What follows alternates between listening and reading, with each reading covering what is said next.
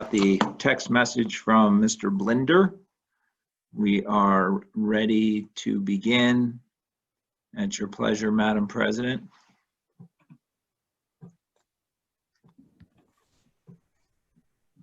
Good evening, everyone.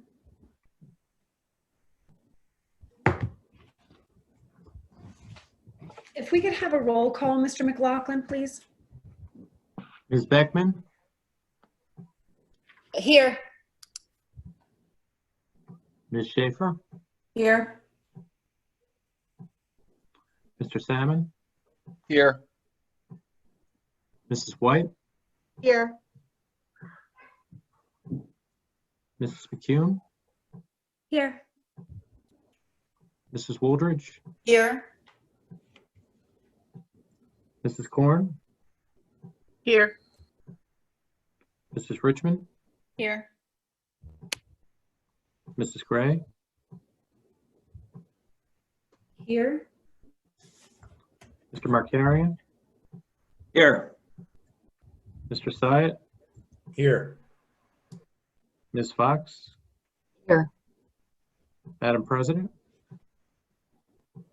Thank you, Mr. McLaughlin. Good evening, everyone. Thank you for joining us for this regular meeting of the Board of Education of Bernards Township. Notice of the time and place of the meeting was provided, and copies of that resolution were forwarded to the official newspapers as designated by the Board of Education and to the Township Clerk, and a copy of the notice was posted on the bulletin board at the Board of Education offices in accordance with the Open Public Meetings Act. Due to the public health emergency in the state of New Jersey, as declared in Executive Order 103, the board will be suspending its normal meeting procedures this evening and conducting a virtual meeting. Directions for accessing the virtual public meeting were posted on the district website, www.bernardsboe.com. The same directions were posted at our intended but unavailable meeting location. We very much welcome input from the public. Because this is a virtual meeting, public comment will be handled as follows. Instructions for submitting a public comment starting at 7 p.m. Email to btconnect@bernardsboe.com or text to 908-292-3047. Use public comment as the email subject or start of a text message. Indicate for your first and last name and address. This is required for your public comment to be included in the record. Please keep your comments to a maximum of approximately 3 minutes if they are read aloud. Individuals are permitted a maximum of one public comment during public comment on agenda items and another during the public comment on non-agenda items. This evening, because we anticipate a large number of attendees and comments, we will be following the lead we set with the previous two meetings of having 45 minutes of agenda item public comment and then an additional 45 minutes during non-agenda items. With that, I think are we up to approval of minutes? Oh no, pardon me, we have a board presentation. Mr. Markarian? Thank you, Madam President. Well, good evening, everyone. Thanks for tuning in to our Board of Education meeting tonight. We have a update on how things are going around the district with regard to our return to instruction plan. And you may notice tonight that we have several guest speakers to touch base on a few important items from each school. So our school principals were kind enough to be here tonight, as well as Rita Zarabera, who was kind enough to join us to continue to review health and safety considerations in large part, obviously, because of the fact that we're dealing with a health crisis.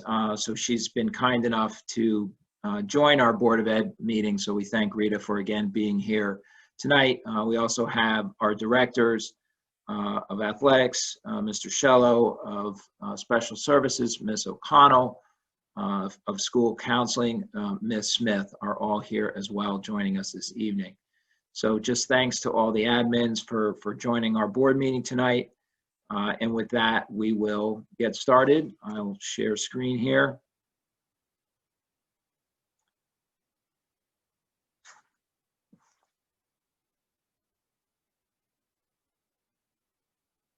Okay, so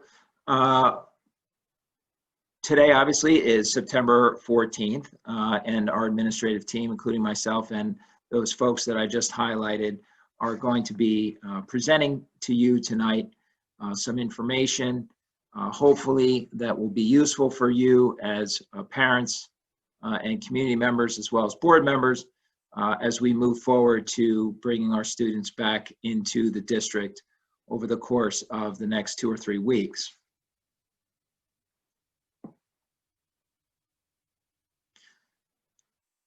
So our reopening schools for in-person instruction issues have been largely associated with staffing, facilities, and a variety of safety measures. And this is something that we talked about at our last Board of Education meeting. These 3 areas are a major challenge for us.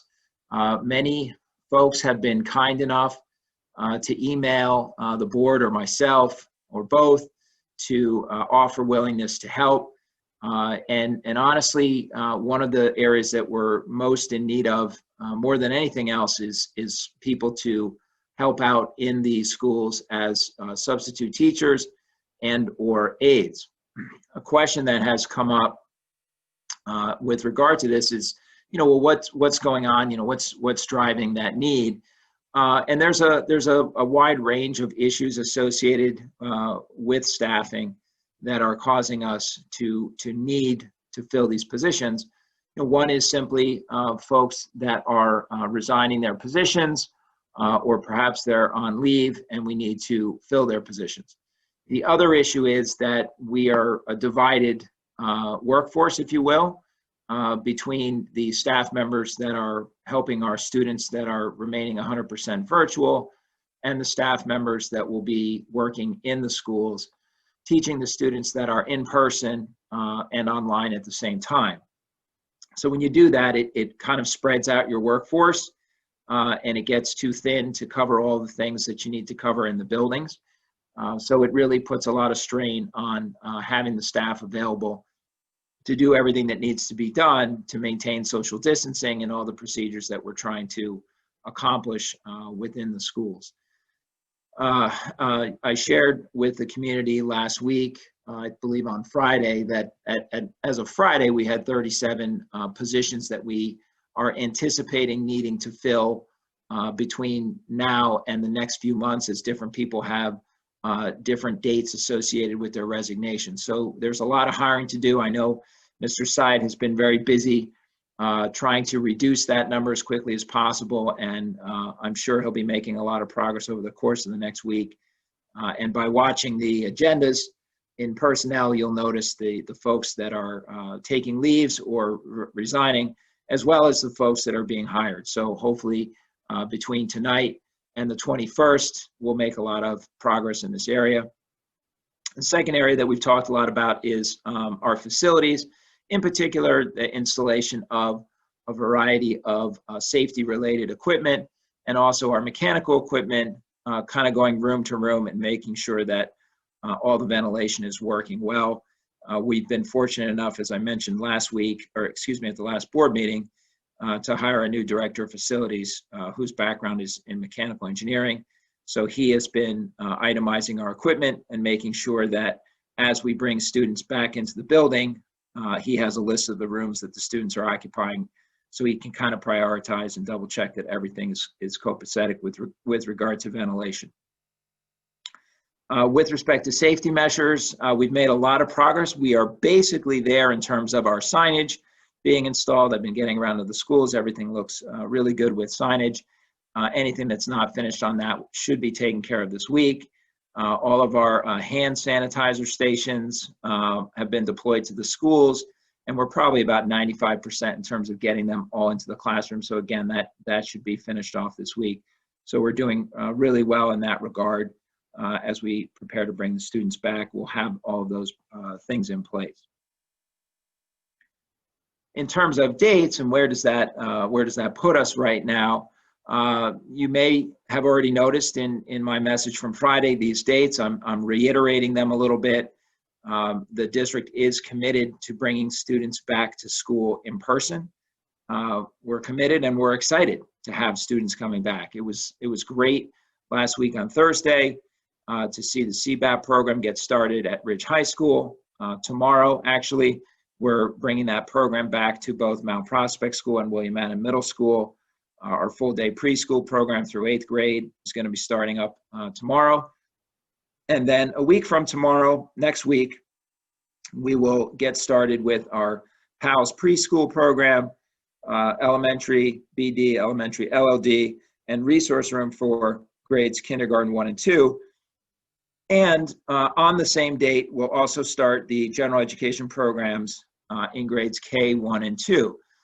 Keep in mind that we are using a cohort system in the general education program, meaning some of the students are assigned to an A day, some of the students are assigned to a B day. On Tuesday, September 22nd, will be A cohort students only. Those A cohort students will also be in school on Wednesday, September 23rd.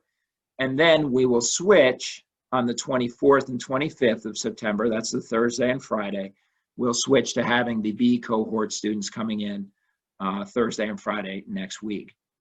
Finally, come October 1, we'll bring back the rest of the students on their cohort system, and that will be in grades 3 to 12. Keeping in mind that is for B cohort students. That will be the case for Thursday and Friday. B cohort students, and the following week would switch Monday to the A cohort students.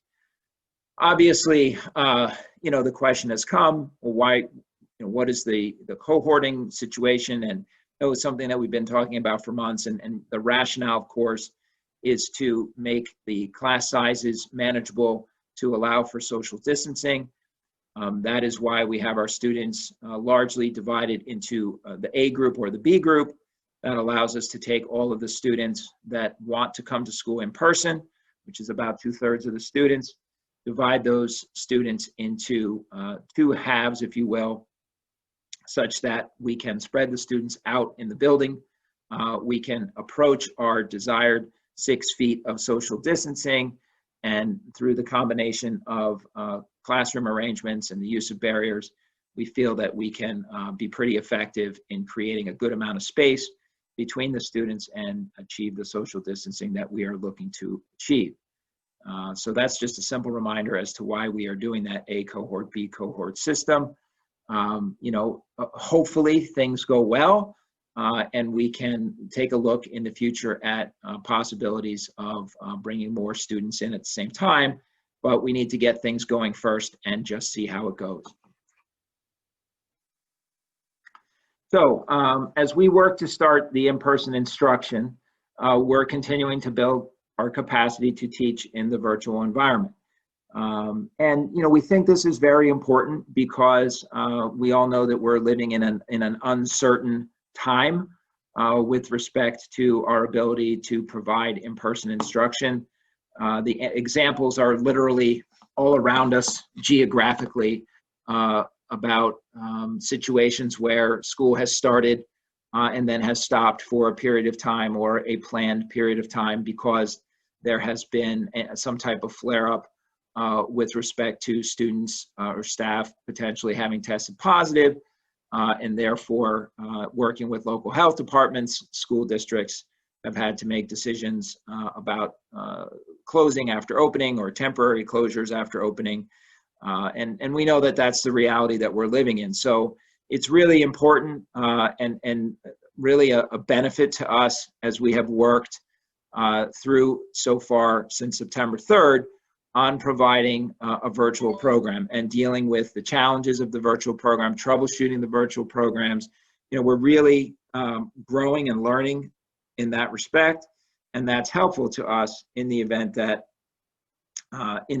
we end up in a situation going forward, even after we start the students, maybe something happens and those teachers need those skills that they've developed with respect to virtual instruction. So it's really important for us in that regard, and we hope that people understand that. And as we move forward, there are some things that we're looking for everybody to understand, not only on a building-to-building basis, but also across the entire district. As we've been working since September 3rd, We've had some communications, Q&As, people looking for an explanation, trying to understand why certain things are the way they are. So our approach tonight is to talk a little bit about some things that are sort of district-wide, K-12 types of issues. And then each of the principals are going to be speaking about some procedures, reminders, dates, what have you, that are specific just to their buildings. So I'm going to cover the district-wide issues with the help of Ms. Fox. So one of the questions that has come up that would be a district-wide issue is this question about snow days. Folks have asked, well, you know, if we have the ability to provide virtual instruction to our students, when or if the time comes that we have a bad weather day or some other emergency, like school doesn't have water or something like that, a water main break or something to that effect, could we still count that particular day of school as one of our 180 days? So I researched this a little bit, and it goes back to the spring, actually April of this past school year, where this A3904 was passed. It kind of describes when is it that schools are allowed to count a virtual day towards one of the 180 days.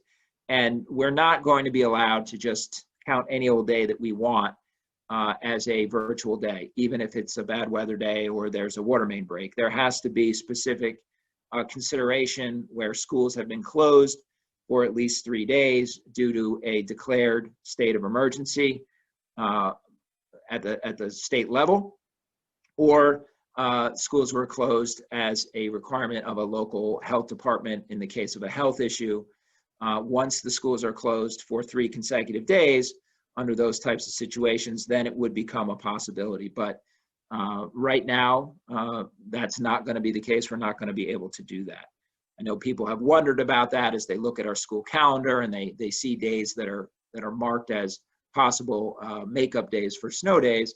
And we would, in fact, use those days if we had to, unless very special circumstances came into play, allowing us to exercise the provisions of A3904.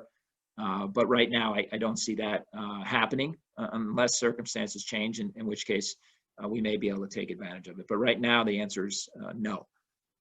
One of the other issues that's come up, and this did come up a little bit last year, you know, when we are in this virtual world of teaching the students remotely, we have a responsible use policy that all the students and parents typically sign off on over the summer as they get their Genesis account set up and they go through all their annually required documents.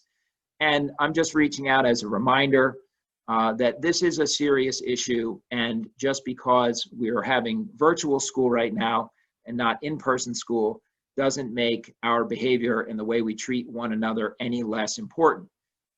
We are not going to tolerate the misuse of the digital environment or the virtual environment in any kind of way that is causing harassment, intimidation, or bullying. And I'm just reminding folks that that process requires that the principal be notified, a school principal be notified right away. If you believe that there may be some type of HIB happening and it may be associated with the misuse of the virtual environment, I ask that you would please communicate with your building principal so that we can intervene on situations like that. It can be a little bit of a challenge as students are home, but there are still some things that we can do, and we're not going to accept that just because the students are in a virtual setting, that they may think that these rules don't apply. They certainly do, and it's very important that we protect our students in all cases, virtual or in person. So we ask that parents please keep this in mind and communicate with the schools if something arises.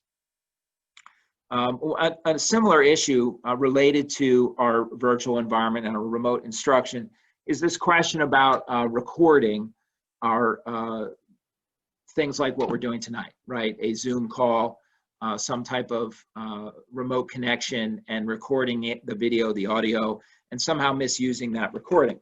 So one of the things that is in that responsible use policy for our students is that they're not to make such recordings. And it's come up as a question, well, what about the parents, excuse me, what about the teachers? Are they going to be recording the students? So we are talking to the teachers about that issue and asking them, for the time being at least, not to record the students as part of their classroom lessons.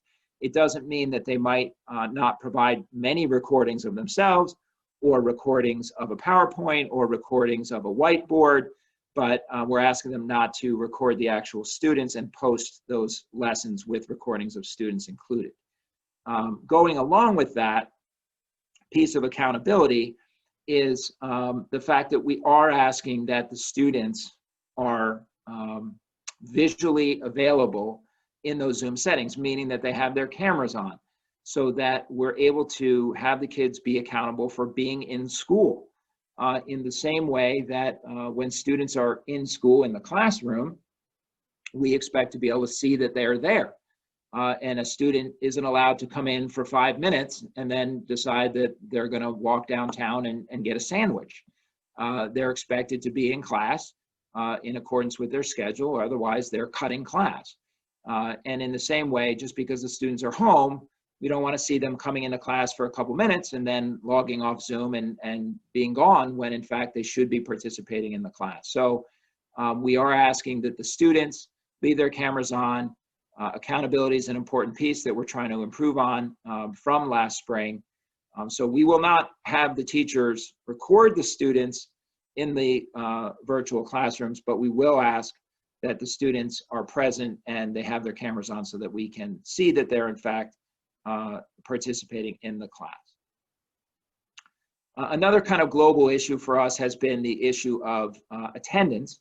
And there's been a little bit of confusion. We're trying to clear that up. And it's associated with the student absent reporting form that we use in Genesis. Okay, we got form twice, right? So it's a form. But the reporting form is really used to report a student being absent from school for the day. Okay, so if the child is going to be unavailable for learning for that particular school day, that is the form to file in Genesis. And the reason that we want to use that form is it really helps the nurses run reports as a function of the computer system to more quickly identify students that they need to follow up with. This is replacing the traditional call the nurse's office or email the nurse. We're asking you to submit this form so that we can generate reports through Genesis to make the work that the nurses have to do more efficient. Obviously, the nurses are playing a huge role right now, and they will continue to do so going forward. They're carrying a heavy burden in trying to manage all of the health issues for the students and following up on student health issues. We need to try to make this process as efficient as possible for them. Slightly different is if you're notifying the school about missing part of a day. Maybe your child's going to the orthodontist and they're going to miss a class, they're going to miss an hour and a half of school. We're not using a form for that aspect. That's going to be more the traditional method of contacting the school. And I've asked each of the principals to let their parents know how to handle it when the student is going to be missing part of a school day. Maybe they miss the very beginning of the day to handle an appointment. They start the day a little late. So that's being handled slightly differently by each school. And so you should look to your school principals to communicate with you about how they're handling that piece. Finally, the daily COVID screening form, another form that's in Genesis. This form is really the self-check of the student's health before they report to school for any reason. We started having practices, but they are handled a little bit differently, right? So you'll see in parentheses there, this form is not being used for students that are coming as an athlete to a practice, or potentially a co-curricular like a band practice, or visitors. We're asking in that situation that people submit the paper forms. Most of our athletes are already familiar with those paper forms. This is much more convenient. They hand them in as they come to school for these different events. And it really makes it something that allows the coaches to know that they're good to go without having to try to get into various reports, which may or may not be occurring, because in the A-B scenario, our students are sometimes coming to school and sometimes not. So the daily COVID screening form is for the students reporting to school for their classes, and if they're reporting to school to attend an athletic practice or co-curricular after school, or we may have visitors coming to the school, they're going to be using the paper forms. So appreciate that that's a little bit confusing, but generally speaking, on a day-to-day basis, if you're coming to school for classes, that daily COVID screening form must get filed. If you're attending an athletic, co-curricular, or other practice like that, you're going to turn in a screening form that is paper to your coach. And many of our students are already used to doing that, as we've had practices for some fall sports already. Okay, so with that, I think Ms. Fox is going to jump in and speak to these next few bullet points. Sure. Thank you, Mr. Martin. So I have a few things to just address that have come up recently. And so first of all, just want to let everyone know that we continue to work on bringing a RIDGE ACT test administration towards the end of October. So we are working to appoint a test coordinator who would handle that application process for us to be an unlisted test center, which means it would be for RIDGE students only. So as soon as we get that test coordinator appointed and we process that application, we will make public anything official as soon as we get that from the ACT. So we are working actively on that issue, as we know that's been very challenging for students really nationwide to find opportunities to take the ACT. Another question that comes up a lot is, what is going to happen if a student needs to be absent for an extended period of time, especially if they're required to quarantine for potentially 2 weeks and they may not even be symptomatic? So how will that be handled in terms of their attendance in school? So certainly, as with all of these situations, there's an element of taking it case by case, depending on the circumstances and kind of what's going on in that particular class or school. But having said that, in grades 6 through 12, for a student who needed to be out for that length of time and was able to participate in classes, they would really continue to participate along with their hybrid classmates and their virtual classmates in the same way. That class situation does not need to change in any way at all. There would just be maybe a different type of communication that would occur between the teacher and the students if they shifted from being in school sometimes to being home for a period of time. At the K-5 level, it is certainly a little bit more challenging because we have a different instructional model in place. So depending on the circumstances with that individual student and that particular class, meaning the class size, it could really be handled a couple of different ways. It may be that the student remains in the class that they're assigned to and they work with their teacher virtually for the period of time that they are quarantining.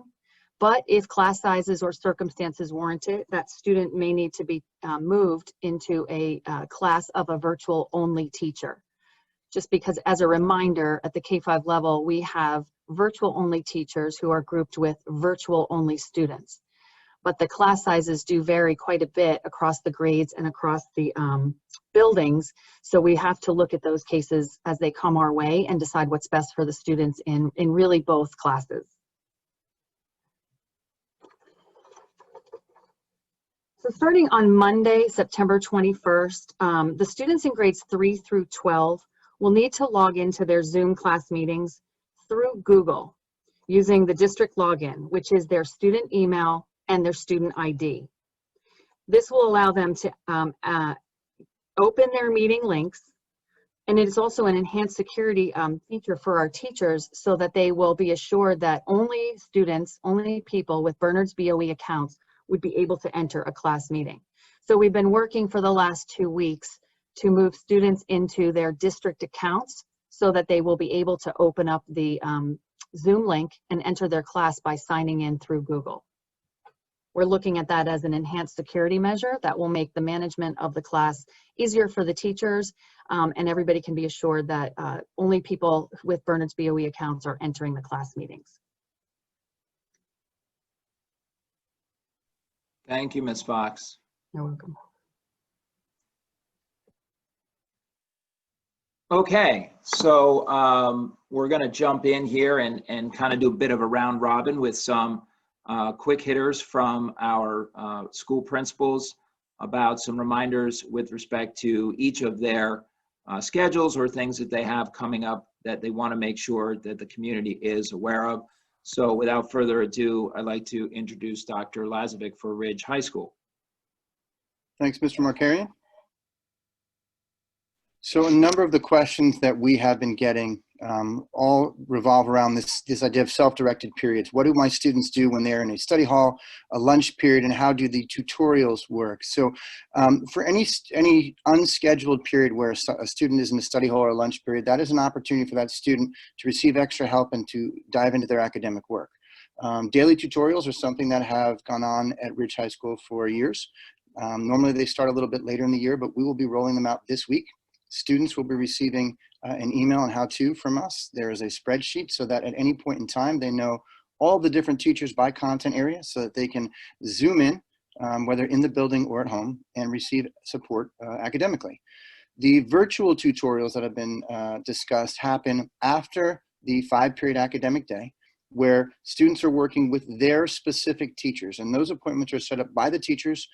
The information is found in those teachers' Google Classrooms, and again, when we talk about self-directed, a lot of this work now is really teaching independence for our students and making sure they can determine what they need at any given time. And what we're doing is trying to make those resources accessible to everyone. Option 2 continues to be a big question. The short story behind option 2 is that unfortunately we were unable to open the year with option 2, and we're going to have to hold that through the second marking period, and this is a facilities issue. We have a large number of students who leverage option 2 specifically for physical education, and unfortunately on the AB schedule with the facilities that we have and the idea that we have to social distance, we have to get back in the building to determine what these numbers are going to mean when we start rolling back into option 2. It is certainly our intention to move back to option 2 and hopefully have it for the second semester and offer that process beginning in second marking period so people can apply. So coming back in January, option 2 returns. There have been a great deal of questions about advisory. Simply put, the middle school and the high school have been working somewhat together with this idea that we all know we need support. Before COVID, the district was already engaged in a strong social emotional learning move, bringing in specific supports and a curriculum. Advisory is a piece of that and something that certainly would continue. Under COVID though, what it means is that every single student is meeting with a small group of peers and a 1 or 2 specifically assigned individual teachers, staff members, non-academic conversations, how they can receive support in everything else that's going on as we all try and address and deal with this idea of hybrid learning, online learning, and everything that has brought with us. Questions about athletics and extracurriculars. We are doing everything we possibly can to ensure that all of our athletic programs and all of our extracurricular clubs and activities move forward through the year in whatever manner, shape, or form that they can. We're doing our best to keep students involved. The NJSIA has, as Mr. Markarian has referenced in previous meetings, provided specific guidance, which we are following to the letter. The coaches have been phenomenal. So have our student athletes. They were coming. We restarted practice on Friday for some sports, and everyone back to their competition and practice fields as of today. So we're looking forward to doing everything we can to ensure that those seasons and those activities move forward. The last area of questions that we've received at the high school is this idea of what happens to my student when we return for in-person instruction, and some of our teachers are virtual only teachers. I know that this differs by level. At the high school, if a student is in school, and has a teacher who is virtual only, they will report as assigned to a specific classroom with their devices, and they will receive instruction from that teacher as if everyone was virtual. So if you have a specific, and there's a small number of teachers who have requested and been approved for virtual only instruction. But for those students who are in those classes, as I said, they will report to the appropriate section. There will be a staff member there to supervise and potentially support, but the instruction will come from their specific teacher. And so those address the main categories of questions that we've received at the high school. Okay. Mr. Markarian, can you click the Yep. slide? I'm working on it. There we go. There we go. Got it. Thanks. Thank you again for this opportunity. I want to thank the entire staff. The overwhelming feedback that we've received at Ridge has been positive. Everyone has been flexible. They've been patient. Please understand that all of our administration, our staff want to be back in school with our students, and we're doing everything we possibly can to make this the best possible situation. I have seen both virtually and in person a lot of smiles, a lot of people happy to be reconnecting, as always in September, even if it's under unorthodox circumstances. And I just want to take this opportunity, thanks again, Mr. Markarian, to share with our public a couple of pieces of information. The first is that last week we released the Distance Learning Hub. This is a website which you can find on Ridge High School's main high school website. It's the top center link. If you take it there, everything, all the information that we're going through when it comes to our current operations, current practice, current academics under hybrid virtual, as we were impacted by COVID, is there. We are not reinventing our entire website. What we're trying to do is redirect folks right now to a single source for all up-to-date and current information. On the site, you can find everything from important topics. As we get questions and as we step into this process, we want to make sure that all of this information is there for the public, for our parents, for our students, as well as something we introduced 2 weeks ago, which is the Ridge High Minute. It is a video that we promise will only focus on one important topic. It will never be longer than 60 seconds, and you will never receive more than one of them a day. Based on the feedback that we've gotten, communication is tough under the best of circumstances, and parents and students have said that they like when someone's talking to them. So what we've tried to do is boil down all of the information to the most important and most timely, and with some support, provide 60 seconds that get you up to date, up to speed. This does not mean that you don't have to read the other information that we do provide, which is on the website, on the Learning Hub. It is important, but what we try and do is take those 60 seconds to make people aware of what's going on. And again, we're releasing that information bit by bit, so you're only getting one piece, and that piece is what's most important at that time. Our content supervisors have done a wonderful job working with our teachers to provide whatever specific COVID-related, hybrid-related information by department. And as always, any resources, sometimes mirrored by the district, sometimes specific to the high school, that have to do with the pandemic or our current operations are also available there. Today, begin our book distribution. Got to thank our staff. Mr. Markarian visited. We've had an incredible amount of people volunteering their time in between classes and while balancing their other jobs to not only get the 1,750 plus students' individual books together, covering almost the entire main gym. But I want to thank the parents and the students. They came when they were scheduled to come. They came in an orderly and a happy fashion. They were patient, and we moved everyone through on time.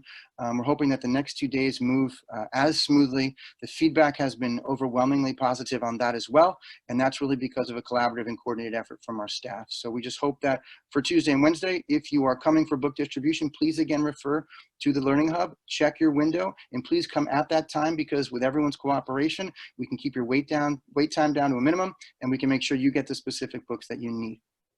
Want to highlight the fact that we have been from the get-go, and happy to announce that we will be offering a freshman visit to the building. We are coordinating this, and information will be going out to students and parents on Wednesday. For Monday the 21st, where after the academic schedule, freshmen, based on a specific schedule, will be able to come in safely, work with staff members as well as our peer leaders, so that they can get familiar with the building before we return the following week. For parents, back to school night, I know some of our back to school nights, I believe, across the district have already started. For the high school, our back to school night is Thursday, September 24th. Parents, family members, look for information coming from us on Thursday of this week to get you ready a week ahead for the 24th. And just the last bullet point, I want to say again, we're trying to control communications in a way that is manageable for everyone. And so we are not releasing waves of information from the high school. We're trying to stay 2 to 3 days or a week ahead and get only the specific pieces of information our students, our family members, and the staff need to make sure that they get through tomorrow and the rest of the week. And there's a learning curve, and we're going up it. And the idea being that as we build upon this information step by step, everyone comes along safely and successfully. Our last slide, Mr. Markarian. Oh, back one. Just there for a resource again. Things have been going incredibly well. I want to thank our attendance officers, all of our staff members, and the students really for working through this process and doing their best to be on time and getting right down to learning. This is up as a resource. Again, you can find it on our Distance Learning Hub. But again, just to clarify, we have an academic schedule that runs 5 blocks. Monday, Tuesday, and Thursday, Friday, after which there's a time for lunch and travel. Teachers have their preparation and time to work together, and there is that virtual tutorial which is available for students on each individual teacher's Google Classroom. On Wednesdays, different start time, and again, our very first Ridge High Minute was on the Wednesday schedule to try and make sure everyone was aware it was different and exactly how it worked. But on those Wednesdays, all students are virtual, and they get to meet with all of their teachers through the course of that 9-period day. This is there as a resource, and again, if you have questions, starting with your teachers, and certainly reach out to administration. Mr. Markarian. Thank you, Dr. Lazovic. Okay, I know that Mrs. Hudak has joined us tonight as well, and she wants to jump in with some reminders about how things are going over at the middle school. Thank you, Mr. Markarian. So we have a similar schedule to the high school schedule. We're keeping the secondaries as close as we can and possible because of the shared staff.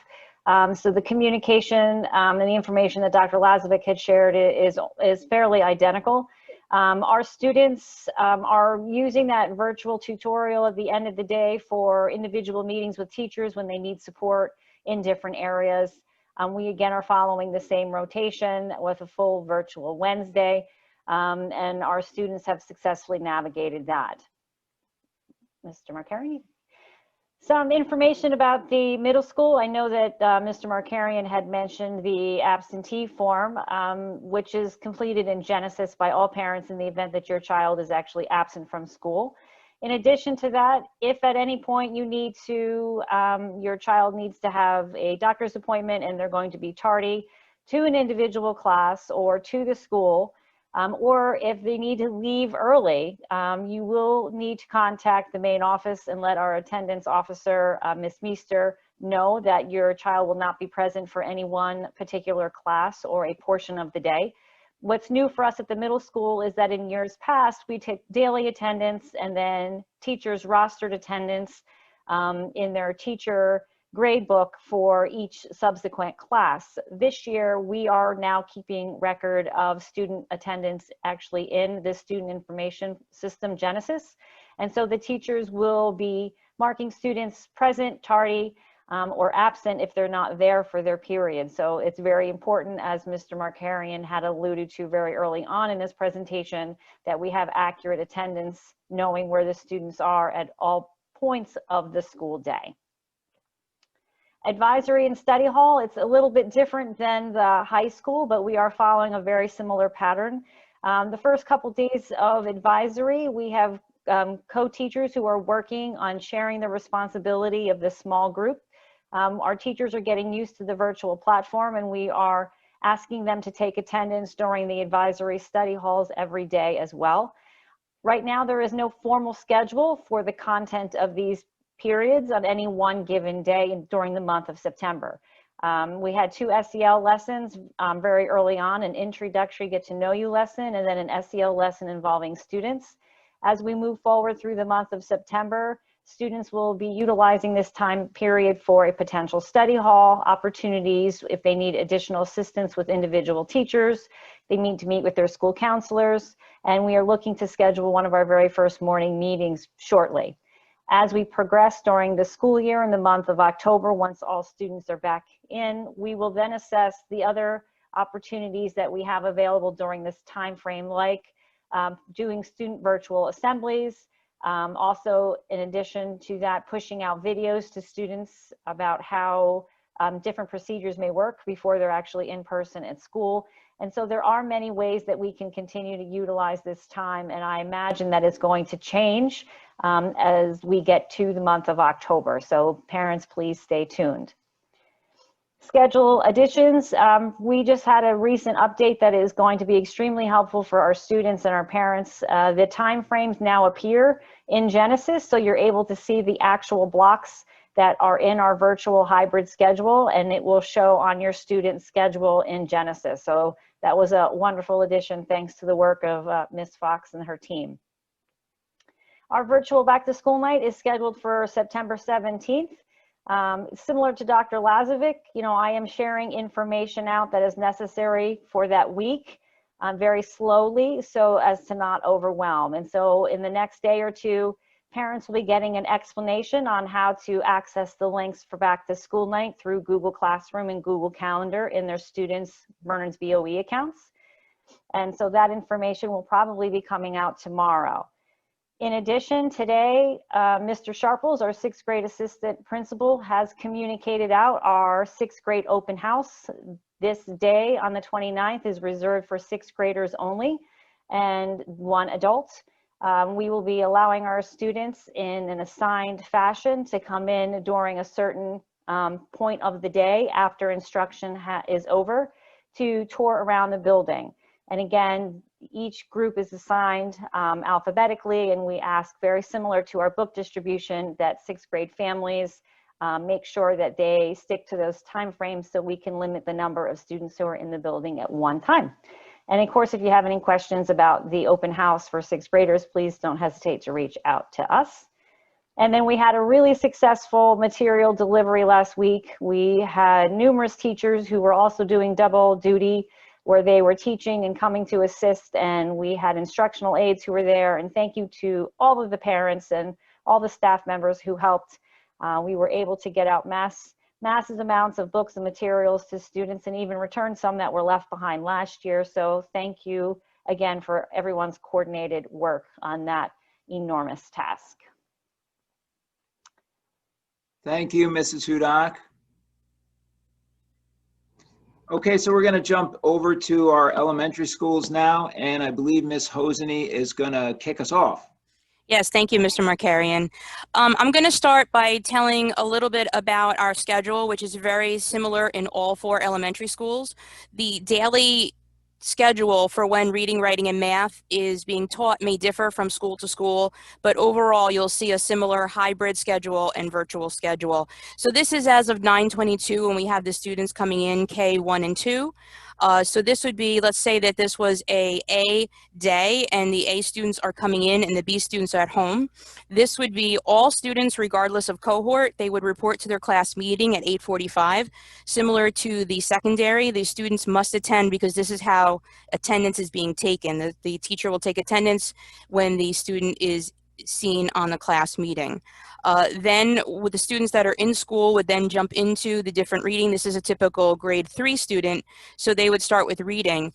In general, a typical lesson, as we've been saying throughout the past couple of months, is most teachers will start with a mini lesson, and then it would be followed with either a guided instruction piece or independent learning. So they may start with the entire class. They may then ask the students to go off and complete something independently. They may bring them back. So each teacher, based upon the lesson, will have a different format, and they will communicate that through their weekly schedule, as well as through some of their correspondence with teachers. Every grade level will have their specials, so that would be things like music and art and PE, library and computers, so that is a 30-minute block. And then we go into writing and mathematics. We do see there are some mass breaks and snack breaks built into the schedule so that when the students are in the school, they are able to do this, and we have that built into the schedule. And then the students that are in school, we have our dismissal, so that's roughly about 1 to 1:15. Then there is a lunch period built in, and then we have in the afternoon an extra special rotation. So each grade level will have one special and extra per week, and so it'll be about a 5-week rotation. And then science and social studies will happen about 2 to 3 times per week in the afternoon. And then that gives us time for different quest activities, supplemental programs such as instructional support, ESL, and different programs such as that. And then we have Zoom check-ins. So if a student is in A cohort, they would be in school during the day, and then they would go home in the afternoon, and they would have independent assignments to complete, including science and social studies, perhaps some follow-up activities in reading, writing, and math. But in the afternoon, those students who are in the remote cohort B, that's when the teacher would check in with these students, either in small group, as a group, or perhaps 2-on-1 or 1-on-1, but the teacher would communicate that and provide the Zoom links to do that. If it is an A day and then we have a remote student at home in the B group, they would follow a very similar schedule. These students would attend the live session in the morning for the class meeting. They would attend the special area, and they would attend their afternoon check-in. Other than that, they would be working independently on activities that are prepared for them and sent out through Seesaw or through the Google Classroom. And that would include activities such as science and social studies, as noted above. This is the time when many of the supplemental instruction teachers are going to pull these students either in small group or to teach them their individual needs. Doing the schedules and trying to coordinate multiple programs is very tricky in the elementary school. So we're trying to do that when the students are virtual or remote and they're at home. That seems to be better. And we're trying to not pull from the academic areas as much. So you will get correspondence not only from the classroom teacher, but from, for example, if you're a part of Quest or instructional support, those teachers would communicate with each individual student as to when they will be meeting. If your child is a 100% virtual only student, they're going to follow a similar schedule, except it will not be cohort based for an afternoon check-in. The virtual only teacher is going to base their small groups on their current instructional models in order to meet the needs of their learners. But in general, they have to follow a very similar schedule because, for example, grade 5, the students in accelerated math, they have to have math at the exact same time because those students are being pulled by the Quest teacher. The daily master schedule is prepared by the school district administrators, and the teachers have to stick to it as much as possible because we have students that may not be having instruction in their home school. They may be shared in a different school, so they may have a teacher from, for example, I'm in Mount Prospect, they may have a gen ed teacher in Oak Street and a special ed teacher from Liberty Corner, and that's due to staffing and our numbers, and we really have to use collective resources, as was mentioned earlier. So this is also they were assigned an A or a B group, but that is to ease the transition in case they come back into the blended learning model. So if you have any questions about that, feel free to reach out to your administrator. Next slide, Mr. Markarian. So it talked a little bit about a whole class instruction versus small group. More often than not, your mini lessons were going to be whole group, but our focus is really on small group instruction, especially through a virtual model, because that is how we feel that the students their needs will be met the most. Also, we have, when they're coming in school, we typically will not go above 10 to 12 students because of social distancing. So using small group instruction and that model will be the best use of instruction. Talked a little bit about how the PM time was being used. The seat count issues and the adjusted student teacher groupings over time.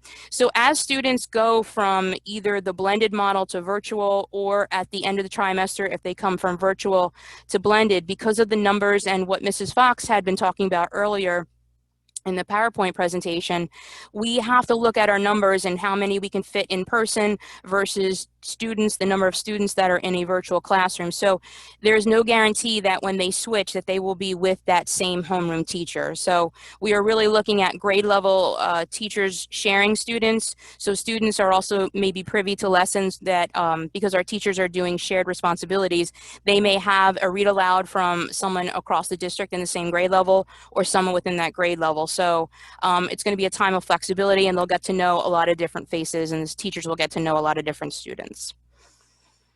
Next slide, please. And so we're kind of just jumping in and talking a little bit about our respective schools. So as you know, I'm Joanne Hosany. I'm the principal of Mount Prospect school. And we did have our student materials, the majority of them, thank you so much to our staff and to our parents who did come pick up. I would say overwhelmingly, we had about 85 to 90% of materials were picked up on those days. We still have some leftovers, so if you have any things to be picked up, please contact our main office and we'll schedule a time. We have our back to school night, which will be virtual starting at 6 p.m. On September 22nd.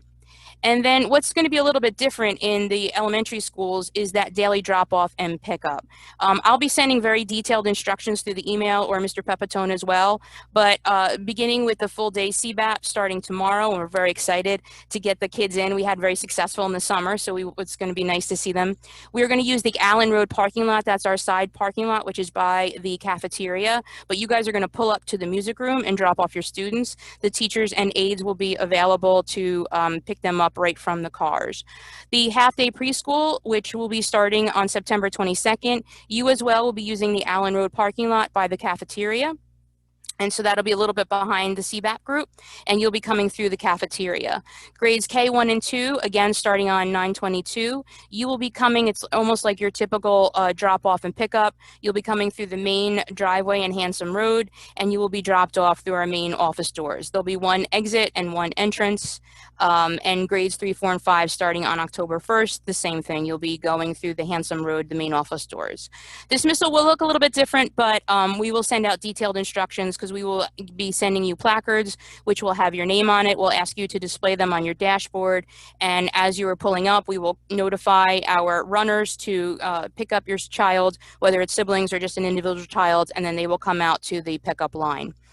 Again, reporting of absence is very, very important. It's so important that your child is in attendance at that morning class meeting, because that is when the teacher will mark your child present or absent. Should you have some kind of technology problem, please email the teacher, but also be in contact with either our secretary, Ms. Kenworthy, or our nurse, Mrs. Noonan, and we can just communicate to make sure that they are recorded appropriately. School preparations, as Mr. Markarian said, we are doing very well with the signage. We have everything all ready to go inside and outside. The classrooms, the teachers have been in and out to set up their classrooms to make sure that everything is socially distant. We've taken out a lot of furniture. We've minimized the amount of surfaces that are in each classroom. So the teachers will be talking about that at back to school night, and just to kind of give you a little bit visual of what it will look like if you are coming into school. We'll have very defined procedures throughout the school day, what to do within the class, what to do when you arrive, when you dismiss, what mass breaks look like. If you have any specific questions, please feel free to email us and we can answer those individual questions. Very important, at Mount Prospect School, we do not have any of the water filtration systems, and all of our water fountains have been turned off. So please ensure that you're sending a substantial size bottled water, not the smaller bottled water, so that way the kids will have a lot to drink from. And then also snack, make sure that the snack packages are something that can be opened easily by the students, because we really don't want to have the adults stepping in as much as possible. So again, the teachers will talk about that at back to school night. Anything individually, please email the administration. Myself and Mr. Pepitone, we're more than happy to call you, email you, have a Zoom call with any specific individual questions. As the secondary folks have said, we will be sending out information little by little so as not to overwhelm you. And we look forward to having our students back starting tomorrow. Thank you. Thanks, Joanne. Okay, Mr. Sampola. Good evening, everybody. We had a great start to the school year at Cedar Hill. Similar to Mount Prospect, we did our materials pickup for students on September 8th and 9th, and that went extremely well. We still do have a few families who need to pick up, and we've either called them or they've called us, and we're arranging an alternate pickup time. Big thanks to our lunch leaders, Mrs. Euler, secretaries, who really organized and executed the entire pickup, and our parents, of course, for making the trip over to the school. We have actually had our back to school night already. We had ours very early on the 10th. That went extremely well. It was an all virtual back to school night. We addressed the parents at the beginning, Mrs. Euler, Mrs. Mooney, who is now the newly married Mrs. Wilcox, and I. We recorded our presentations and placed them in the Friday folder the next day, so parents who were unable to attend were able to see those. Our teachers also recorded their presentations so that parents who had multiple siblings, children in different classes, were then able to go back and watch presentations they were unable to attend. On a very happy note, our instructional support and our special area teachers reported many more parents dropping by during their Zoom office hours. So that was an unusual but happy happenstance for back to school night. Mrs. Euler, Mrs. Mooney, and I, again, we all spoke at back to school night. We use back to school night, last week's Friday folder, and I am sending a daily morning email to parents to really discuss overall scheduling, attendance, including morning meetings, the daily and weekly class schedule and work schedule, and how teachers will really be varying the small groups throughout this September month in order to practice and help the students understand how they will be navigating once we are in person in late September and October. We also discussed attendance at back to school night, and in the Friday folder, I'm providing the parents every morning with an attendance reminder to make sure that if their child is absent, it includes all the procedures there as well. We also discussed, and these are just some questions that have come in about breaks, providing offline breaks for students, and certainly providing more breaks and more often to our youngest golden owls.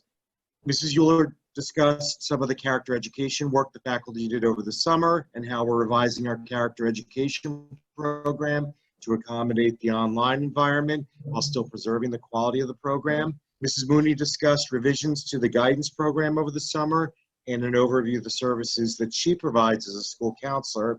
And Mrs. Ryan Parker, one of our PTO co-presidents, spoke briefly about the function of the PTO and encouraging parent participation. This Friday is our first whole school assembly. So speaking of our character ed program, students are encouraged to wear their school colors, which are gold and green. At our kickoff assembly this week, we'll be focusing on welcoming students back, creating a whole school culture, developing mindfulness, having grit, and maintaining an open mindset for this virtual and hybrid learning environment.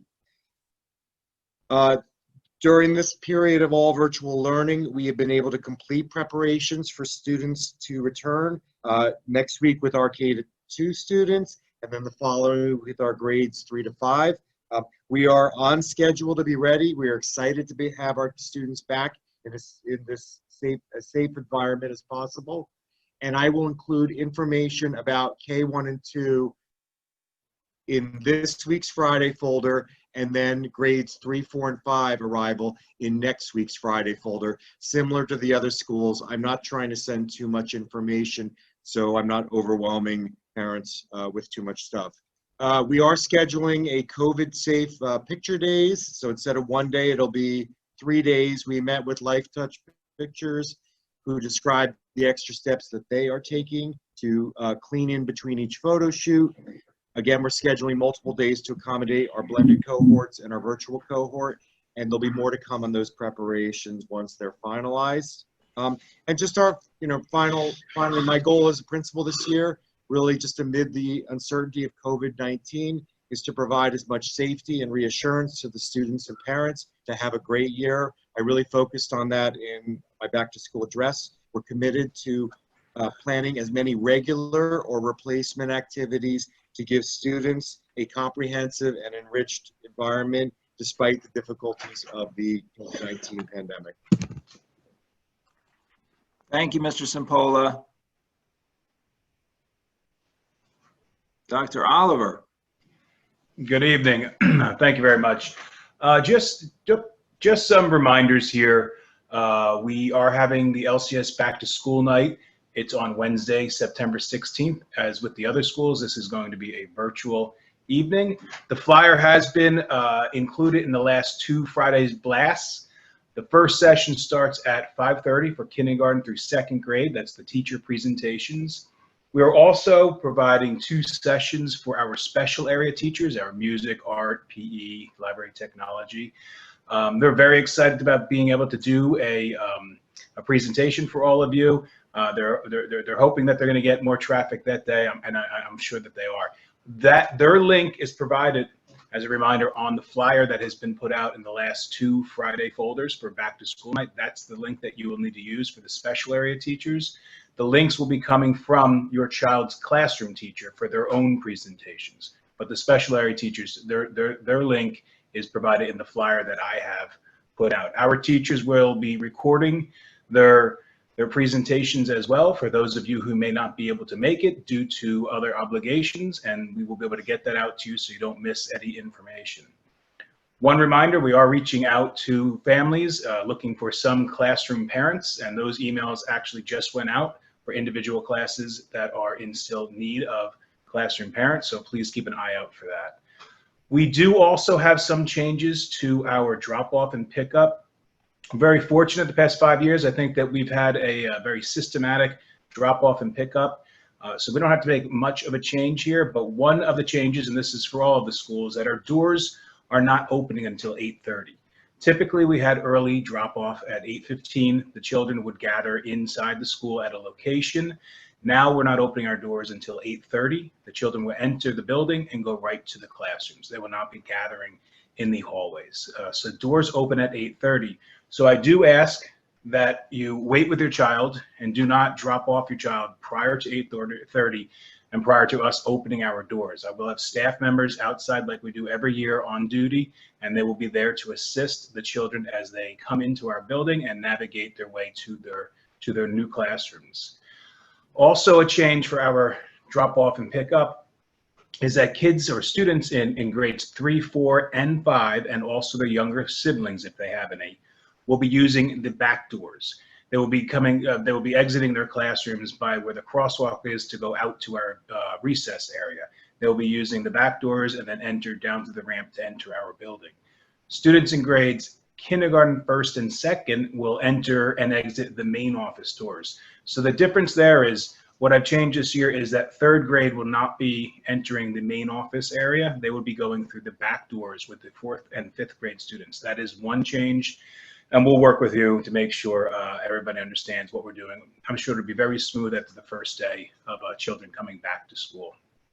We do have a reminder also to all parents that if there is any change in child's dismissal, this is the same for every single school year, we really ask that you contact the main office to ensure that your message has been received and provided to your child's teacher. Simply sending an email to your child's teacher is not going to guarantee that they're going to be able to get that message or read their emails as they're instructing children. So any important message that goes out to a classroom teacher, especially about dismissal, I highly recommend that you CC Mrs. Kaiser and Mrs. Barth on that email as well, and we will make sure that those teachers understand that there's a change in dismissal. We also had a very successful student materials pickup on the 8th and 9th. Really big thank you to our lunch leaders. If you've come to pick up materials, I'm sure that you have seen them. They've been working with us every single day. I think I was telling Mr. Markarian today, they're doing a lot of even manual labor for us now. They've really been coming in every day with smiles on their face. So big hats off to them for their help. We are starting tomorrow, September 15th, and we're also going to be doing on the 16th, so a 2-day pickup. We're going to be having our math materials just came in, so we are only doing pickup for grades 3, 4, and 5. This communication went out from the teachers to you as parents, just grades 3, 4, and 5. Again, it will be between 8:30 and 1 o'clock, and our lunch leaders will be there again. If you have any reasons that you will not be able to make it, just please simply send Mrs. Barth an email. We'll schedule a time. We're there every single day. We'll figure out a way to get you those materials. But again, that's the 15th and 16th, and that's grades 3, 4, and 5. Those are for the math workbooks. We're also talking about scheduling additional pickup times, as all elementary schools are, for the virtual only students.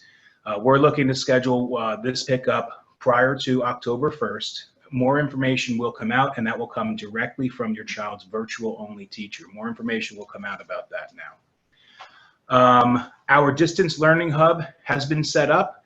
We're adding more information to it. I'm doing our morning messages every day. I have the Pledge of Allegiance that is on there. It's a recorded pledge, but I have the pledge for the children. We're also doing birthdays to make sure that the children can be recognized on their special day. and we're looking to add resources for parents on there as well. We're looking to, I've already provided one video for the children. We're looking to continue to do that. I'm soliciting some help from our staff members. Last year I was doing, or teachers are doing, readings with me every single day. So we're looking to get some of that back up and add it to that hub, but it will not be on a daily basis. Our classrooms are set up. We did a tour of the building, Mrs. Lawrence and I.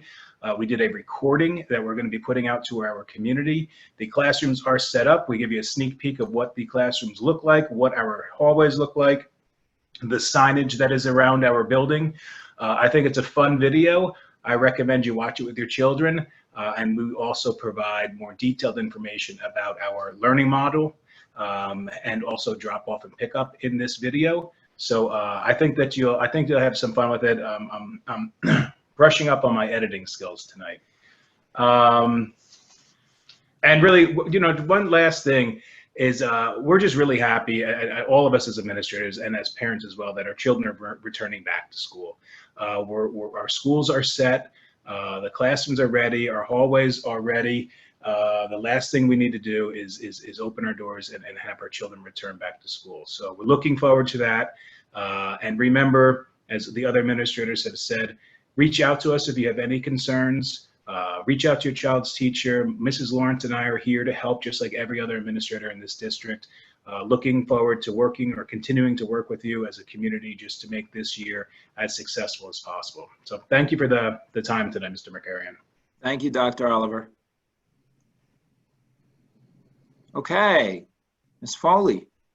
Hi, okay, so by going last, there's virtually nothing left for me to say because all of the fine administrators did a spectacular job. You've heard about the schedule, which is the same across the 4 schools. We also are having our back to school night tomorrow. It is virtual. There is, in the Friday folder, you should have received a flyer with all the links on it. Our material pickup also was fantastic and had a lot of help from our lunch leaders, and you can contact us if you still need anything. Our Friday folder is really the place that I am communicating in small bits, lots of information. We also have a casting call out for a video, Dr. Oliver, so we have one too. And I have been torturing people with a birthday song that I'm positive is stuck in your heads by now. So that is our announcements that come out each day. One thing that I can offer that's a little bit different is the perspective. I mean, we are welcoming our students, and I have here the different days and times similar to everyone else that were coming, and we are very, very excited. You know, something Mr. Markarian said a while back was that we are troubleshooting our model. You know, something Mr. Markarian said a while back was that we are troubleshooting. We are very, very excited. Sorry, are you guys okay? I'm echoing here. I was a kindergarten teacher when I first started teaching, and as I'm watching everyone, you know, wrestle with how this instruction looks, and it is different for all of us, you know, we are welcoming our students back into the classroom. We watch the virtual kind of take its toll on the little ones, and we're hoping to make a nice blend of offline and online and just a really supportive atmosphere. So I am very happy to say also that we're including all our students in our new leadership opportunities, and we're just really excited to come together as a school community and welcome everyone back. So thank you. Thanks, Holly. Okay, Ms. O'Connell. I promise to be very short and sweet as usual. For our special education programs, we would like to remind all the parents that they are to follow the building schedules, which will include also arrival and dismissal times.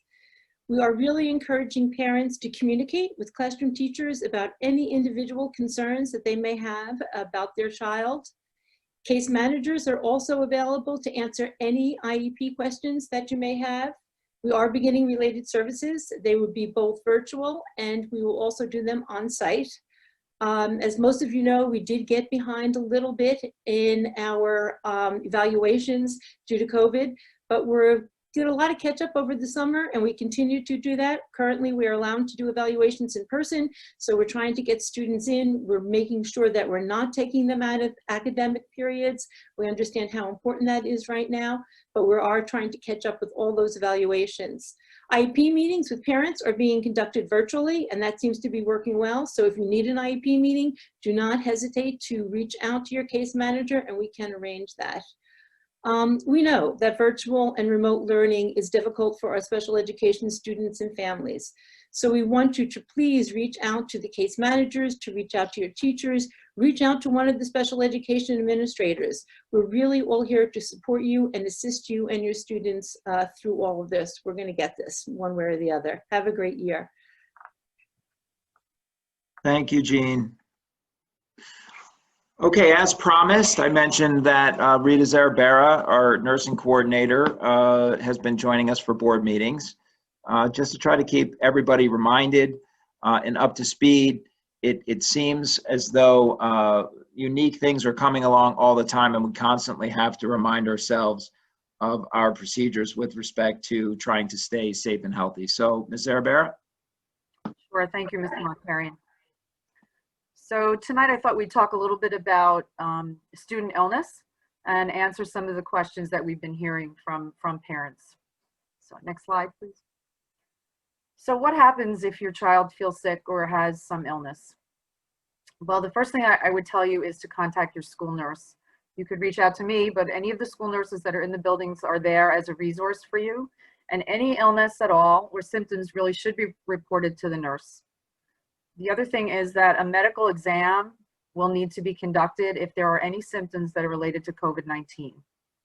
We would ask you to consult with your private physician, and they will determine what the diagnosis is. And based on that, there will be a decision made as to whether or not your child can come into school or would be excluded from school. So what happens if your child tests positive for COVID-19? Well, the district nurses will work with the Bernards Township Health Department. And anyone who tests positive has a lab confirmed case of positive COVID-19, that result is reported to the health department right away. The health department would either let us know, or if we hear about it from you, we can talk to the health department. Anyone who tests positive has to isolate at home for 10 days. And before you can return to school, you would need to be fever-free for 24 hours. And that means that you have no fever, so a temperature over 100.4, and that's without taking any fever-reducing medications like Advil or Tylenol. You also need to make sure that the symptoms that you're experiencing are starting to resolve. So if you have a sore throat or someone has GI upset, those things need to be resolving or gone away. And then you also need to provide a written note for clearance to return to the school. So you do need to see a doctor and make sure that the doctor says that you can come back to school. Next slide.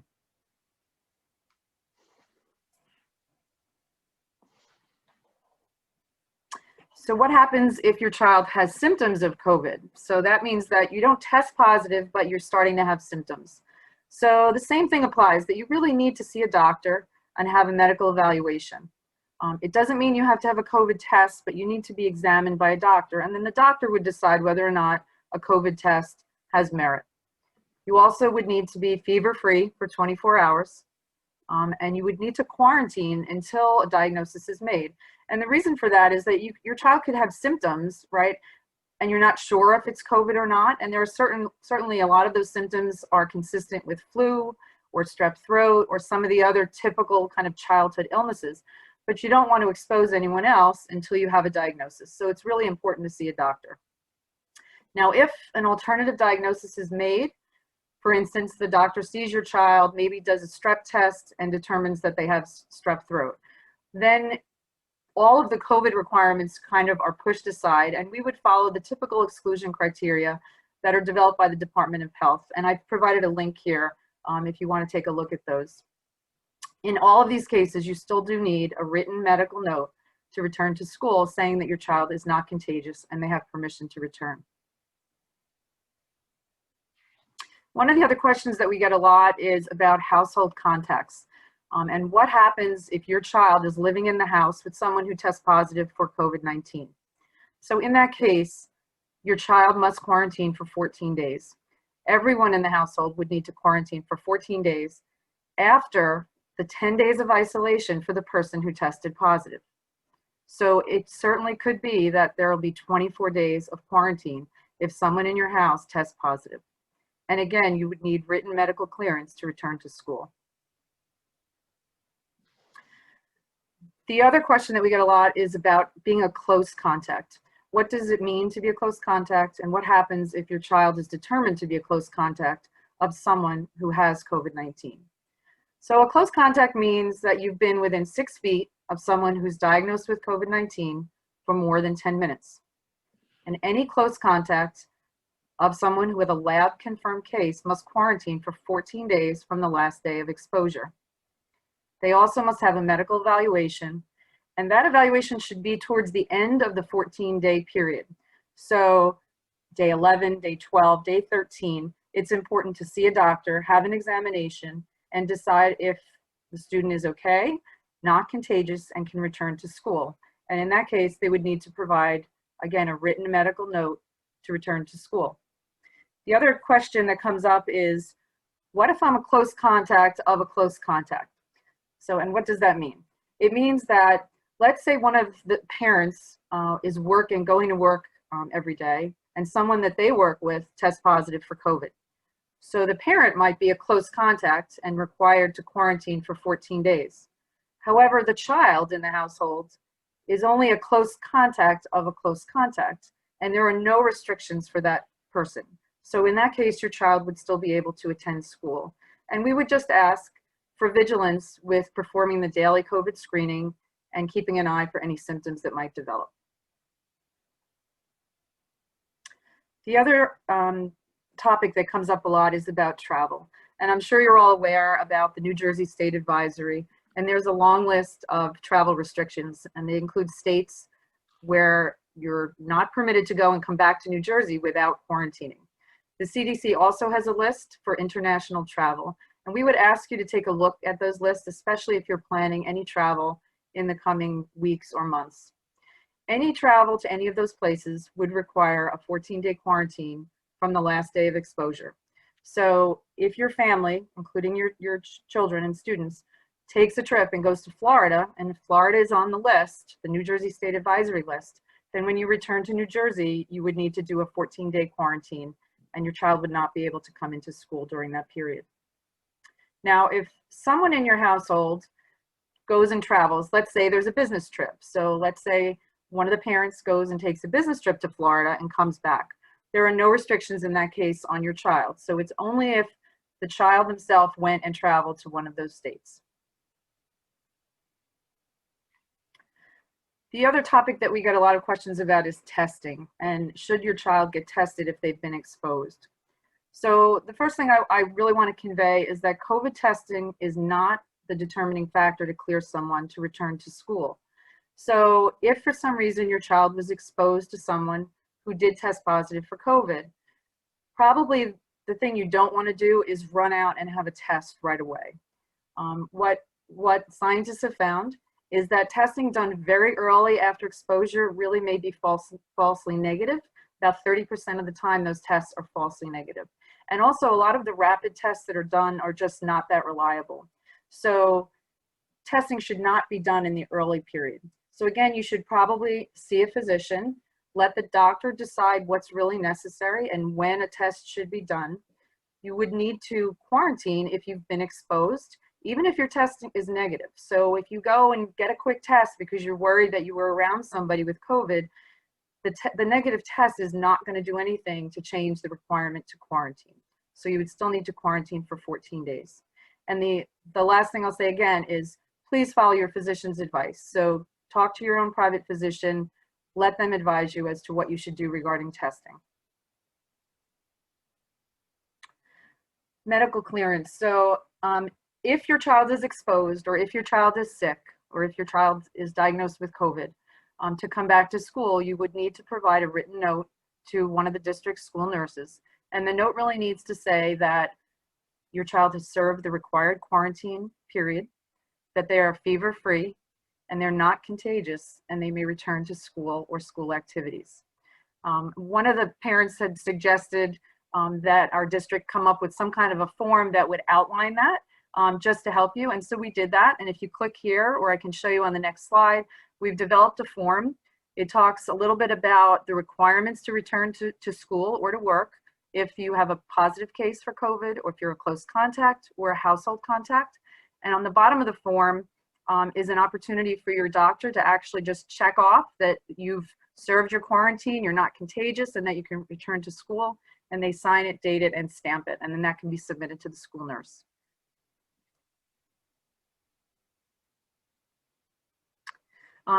This next slide just kind of outlines containment guidelines for our school district. And it comes at the direction of our own local health department and the Department of Health for the state. So I won't read through all this because it will take some time, but you can refer to this. If we have a confirmed case or even a probable case of COVID, there are requirements obviously for quarantine. It may require that the school close to allow the health department to do some contact tracing. And I will say that the contact tracing process is very involved and very time consuming. The school nurses and myself work with the health department to do that contact tracing. And then we would get guidance from the health department regarding a need to either close school or just close maybe one class, or not to do that at all. And it really is going to be taken on an individual case-by-case basis. Now you heard a little bit earlier about this COVID screening form, but I do want to mention it again and try to clarify because I know there's been some confusion. So the requirement is, and this comes from the New Jersey Department of Education, that every day where you are in person or your child is in person, they must complete the daily COVID screening form. So if your child is coming into the building for an in-person instructional day, they need to complete the Genesis COVID daily screening form. And that form can be found under the Genesis Forms tab. So again, it's only if they're coming into the building. Virtual students do not need to complete that Genesis form. If your student is participating in any extracurricular activity, so they're in the band, they're in athletics, or if there's anything else going on in an after-school activity, they would need to do the paper COVID screening form. You can find it here. You can also find it on the Bernard's BOE website under the COVID-19 section, and that is a paper form. I would tell you to consider that your admittance ticket. So if you are going to a concert or a show, which we all wish we could be doing right now, you need to have a ticket. That is going to be your ticket to go to your athletic practice or your band practice. So you need to complete that form. You need to take a temperature and then just indicate if there are any symptoms or there's been any recent exposure, and then hand that in to your coach or band director before the practice starts. If you're not coming into school, you don't need to do any form. This is the form that we're using, the paper form. I mentioned where you can find it. The form was designed by the Department of Health, the New Jersey Department of Health, and so that's why it was revised. We used a form earlier in the summer that was devised by NJSIAA, and that was mostly for athletics that started during summer workout times. But New Jersey Department of Health has now come up with a different form, and so we're using their form, and we're trying to be consistent across the district so that everyone can use the same form. So the other question that has come up is, when will the Berners Township School District send notifications to parents? And the answer to that is a lot of that will be directed again by the Berners Township Health Department. So if the health department notifies the school district that a student or staff member has tested positive, the district would send a notification about that. If your child is identified by the health department as a close contact of someone that has tested positive, the district would notify you about that. If the district had to close, if we had to cancel class or close a school building, of course, the district would also notify you. But other than that, there will not be notifications. And the reason for that is that obviously confidentiality is a priority. And the other thing is that there are students that will be sick with many other things. So again, if someone has strep throat or if they have some kind of a GI virus, we certainly can't be notifying parents every time someone is sick, even though those same symptoms might be COVID, but in many, many times, and we're hoping that they're not at all, and they're just some other illness. So we do not notify for any other symptoms, or if someone's going for testing.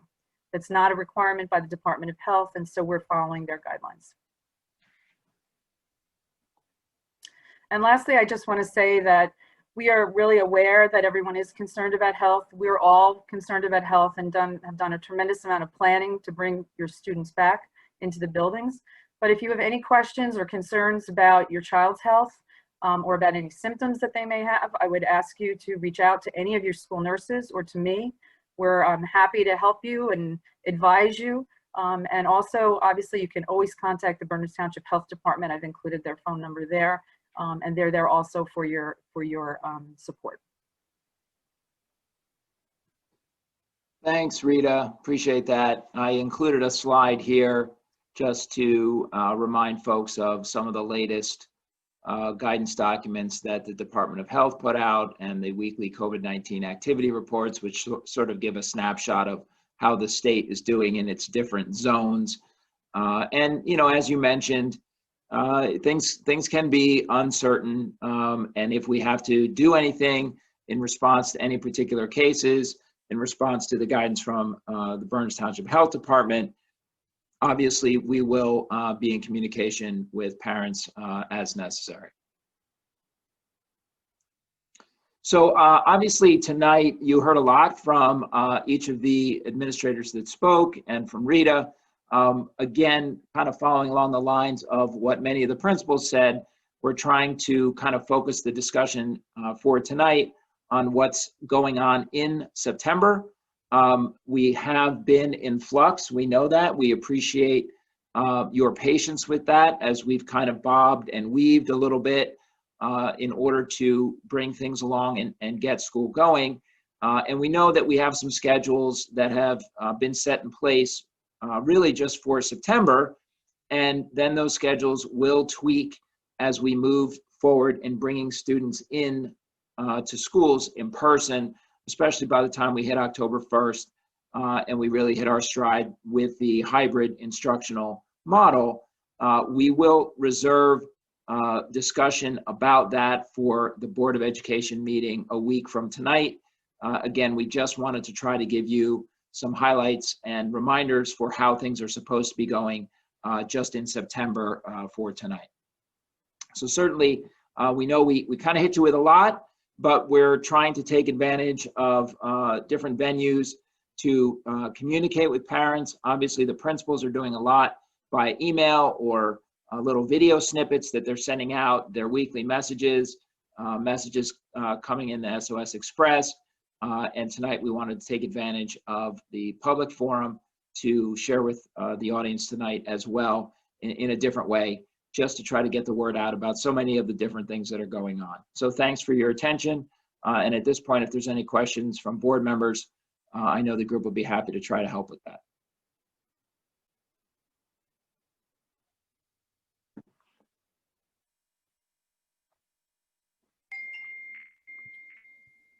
Ms. Beckman? Yeah. Dr. Lazovic. Thank you, Mr. Markarian, and all of our building administrators, and Mrs. Zarabera and Mrs. O'Connell. Sorry, we're having a little bit of a lag there in Zoom. Thank you, Mrs. Gray. I was just trying to figure out if we had any questions from board members. So I had one. Can you hear me? Yes. Okay. So mine's specifically for the high school, Dr. Lazovic. So first I want to just say welcome. I know you hit the ground running, and I appreciate everything that you've done. I really like the daily minute. That's been very helpful. But I just have a couple questions. One regarding option 2. I know you said we can't do it because of facilities, and you're looking at it for January.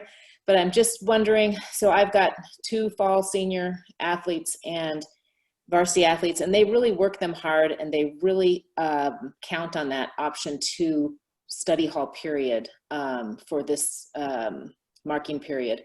And it's really tough, and you know, they're working 3 hours plus a day, 6 days a week sometimes. multiple games a week, et cetera. So, and they, you know, they take hard courses. So if there's anything we could do to maybe have that start sooner, especially while they're virtual, since it can't be a facilities issue if we're virtual. And then the other thing I had was, when you talked about the virtual teachers who are going to teach some of the classes, and you said it's a very small number, I was just wondering how small, 1 to 5, 6 to 10? I believe the number is 7. 7, okay. And then the last thing is, it didn't say in the slide whether our back to school night was virtual, but since everybody else was virtual, I'm assuming ours is too. Yeah, that is correct. We will be virtual. And as I said, the information will be going out to parents on Thursday, but yes, we will be virtual. To return to your first one, you are 100% correct that if we were to remain virtual, that facilities would not be an issue for option 2. Our issue was that normally the process for second marking period would be initiated now. And until we physically get back in the building and start to see what's happening with our study halls, we're not going to have a place to actually put the students. What I would push is that, you know, the students have a great deal more independent time, and everyone has a lunch right now, which becomes an automatic study hall. So hopefully that will help, but I hear your concerns completely, which is why we do want to revisit that as soon as we can. My concern right now is that in working with Mr. Syatt, with the assistant principals, we are really running out of space in the building. And if we start to move them out of those classes into study halls, we don't have any place to put them and still socially distance. So once we get everyone back in, see who's truly coming, it's something that we certainly will be talking about. And I understand that it's important to a great many people. And I know that our kids are committed to all sorts of activities, athletics and others, and that time is sparing. And so we want to make sure we will certainly revisit that. I hear you loud and clear. Okay, thank you.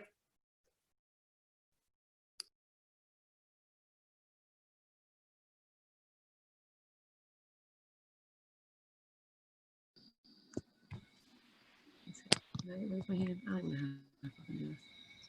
I have a question. Can you hear me? Okay. I just had a question for Mrs. Zarabara about, I just wanted to get a definition on a probable case. Because there was like, you're a confirmed case, you know, you have to quarantine. Then in the probable case, is that like you didn't get tested and you think you have it, or, you know what I mean? It just was confusing to me.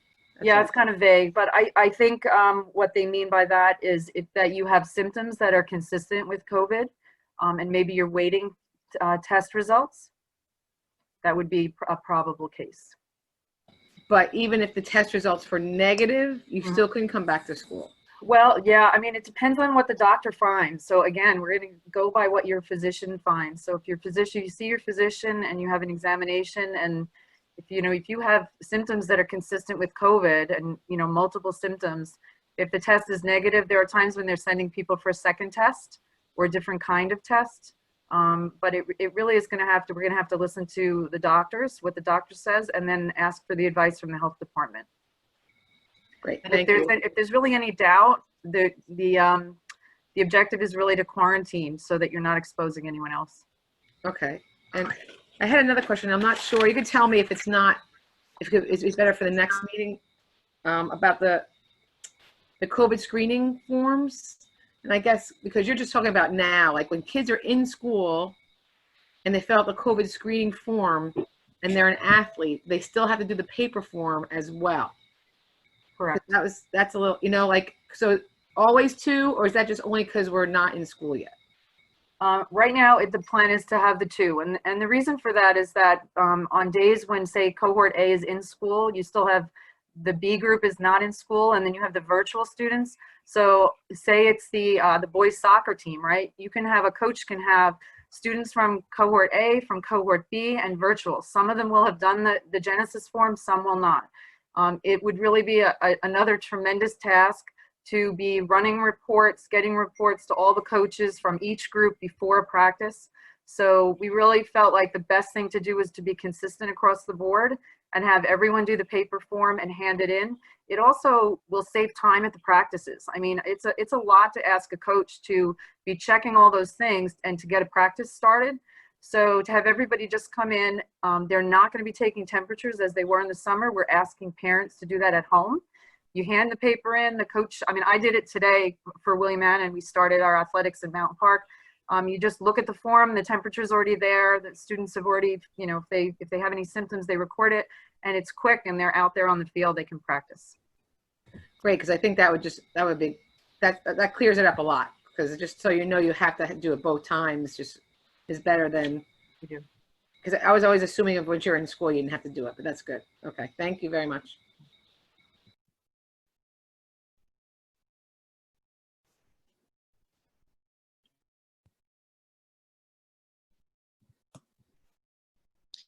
Any other board member questions? I have to apologize. I am having terrible technical difficulties. I don't know if anyone can hear me. And Tim Yes. has a question. Yep. Ms. Foley, I think for the kids that are going to be coming in next week, are you going to give us updates on Friday folders about how to drop off pickup? And the same question is for Mr. Simpola, because I don't know if that was on your all slides. You're on mute, Ms. Foley. I'm doing K-2 for this Friday folder, and then 3, 4, and 5 next week for the following week for the upper grades. Great. We'll do the whole form for both times to remind you. They're very similar, our drop off and pickup procedure, but we will put it out in the Friday folder for sure. Great, thanks. And Nick, could you put up Miss Hosney's elementary schedule for a second?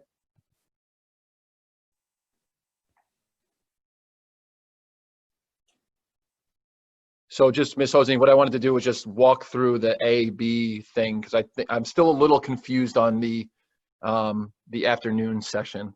Sure thing. So while Nick's putting that up, just from memory, so like on the A day, the child's in school we'll assume it's an A day in person, right? So that student goes to school at 8:45 and then is in person, obviously, through the day, and then gets dismissed at 1 o'clock. 1 o'clock, right. So they go home for lunch, and then is that A student doing the special at 2:05? They have a extra special once a week. So for example, 5th grade at Mount Prospect, they would have every Friday, they would have an additional gym, and then the next week might be art, and then the next week is music. So every 5 weeks on Fridays, they would have an additional special. So each grade level is a little bit different, but then they would have follow activities from their day through the morning. They would also possibly have a science or social studies lesson. They may have some quest work, and then they have some independent reading and some different tasks that would be pushed out through Seesaw or Google Classroom. Okay, so for like, let's say, for example, it's a Monday at 2:05, and my A student has been in school all day. Yes. They will not have anything at 2:05, or they may? Not necessarily. They may have follow-up work for independent work. Okay. Or they may be meeting, they might be part of Quest, they might be part of band or orchestra, they might be part of instructional support. So that time is a little bit flexible, where all these other teachers from different programs would have the ability to meet with them. Not every day is going to be booked, if you will.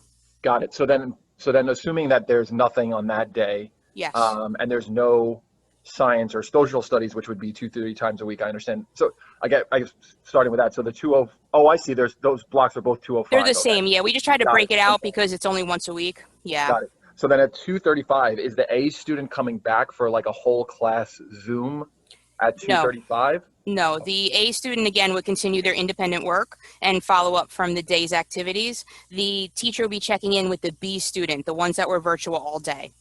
Got it. Okay. So then the B student on that Monday, right? So it's an A day. Right. The B student is checking in for the Zoom class meeting at 8:45 to 9:15. Correct.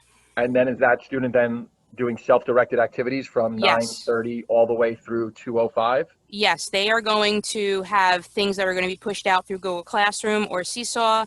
There's going to be pre-recorded videos. There's going to be independent activities. So it's going to be a myriad of activities, yes. And it might be things from when they were in school carried over so that they can continue. Like, for example, a writing piece may continue into their independent work. Got it. And then you mentioned at one point there would be potential supplemental. So you mentioned like Quest and in-class support. Right. So those are for the students that would qualify for those programs.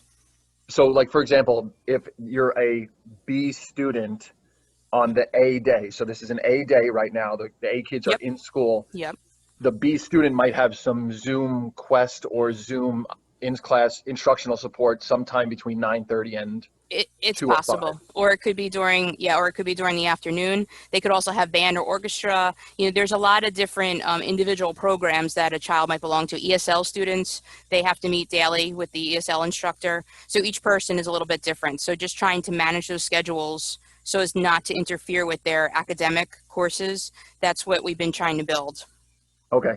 And then my last question is there going to be in-class support in the schools in person? So for like the A kids during the day, are there in-class support personnel in class anymore or no? No, at this time, because of that cohort, and we're trying not to have the students move around too much in the building, it's going to be virtual at this point.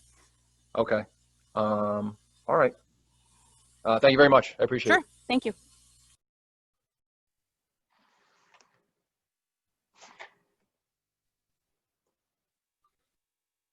Other board member questions? Okay, seeing none. Our next item is the superintendent's report. Mr. Markarian?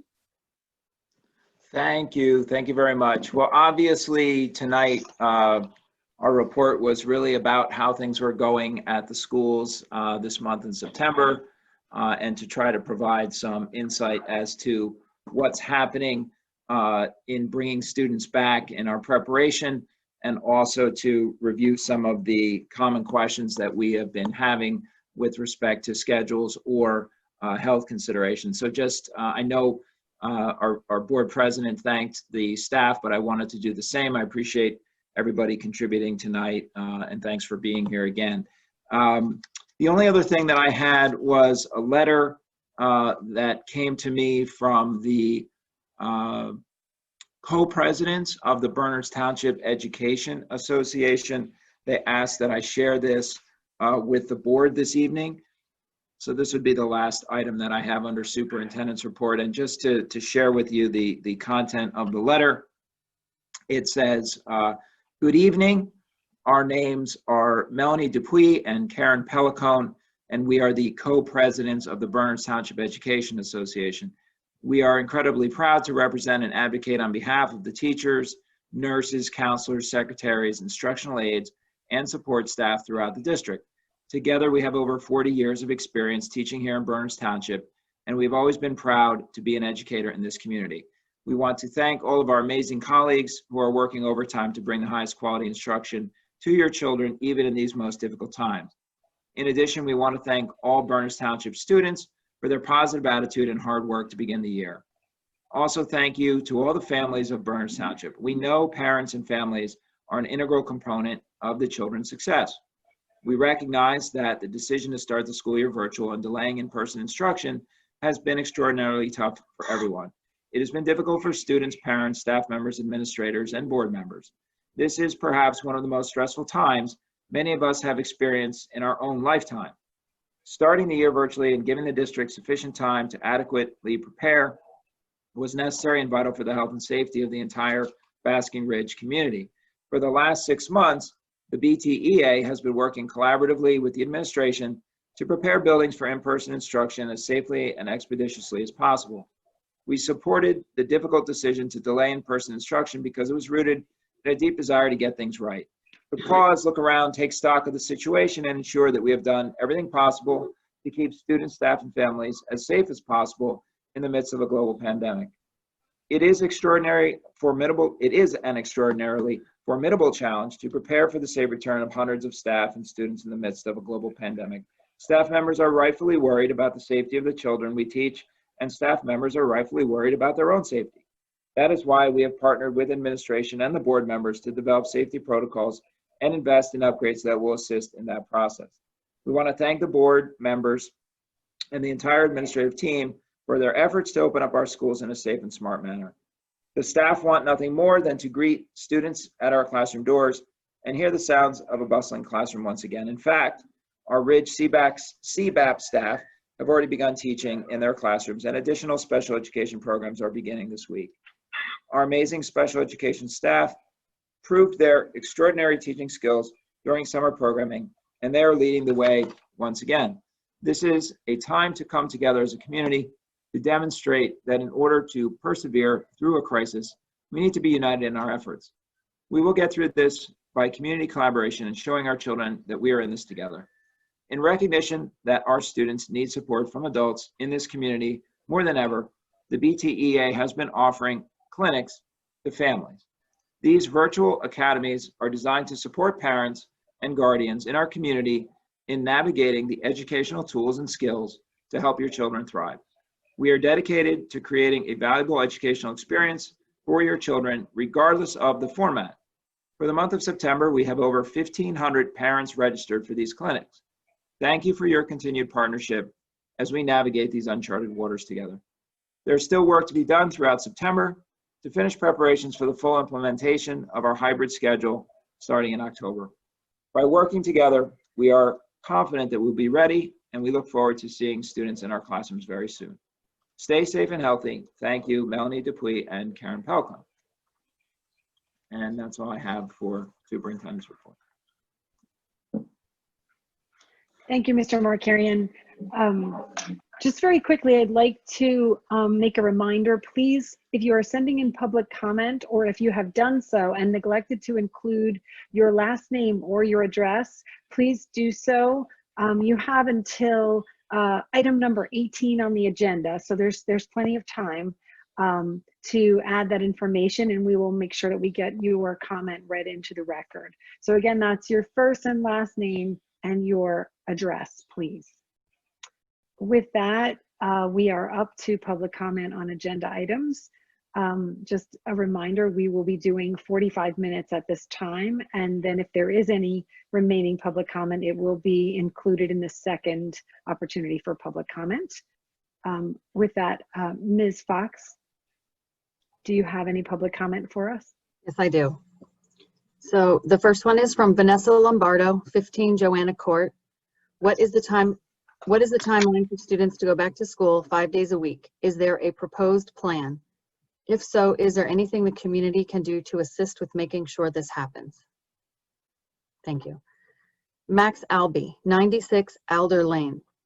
Dear Board of Education members, I'm Max Albee, a senior at Ridge, and I'm writing to you again tonight about the reopening of our schools through the laid out hybrid model.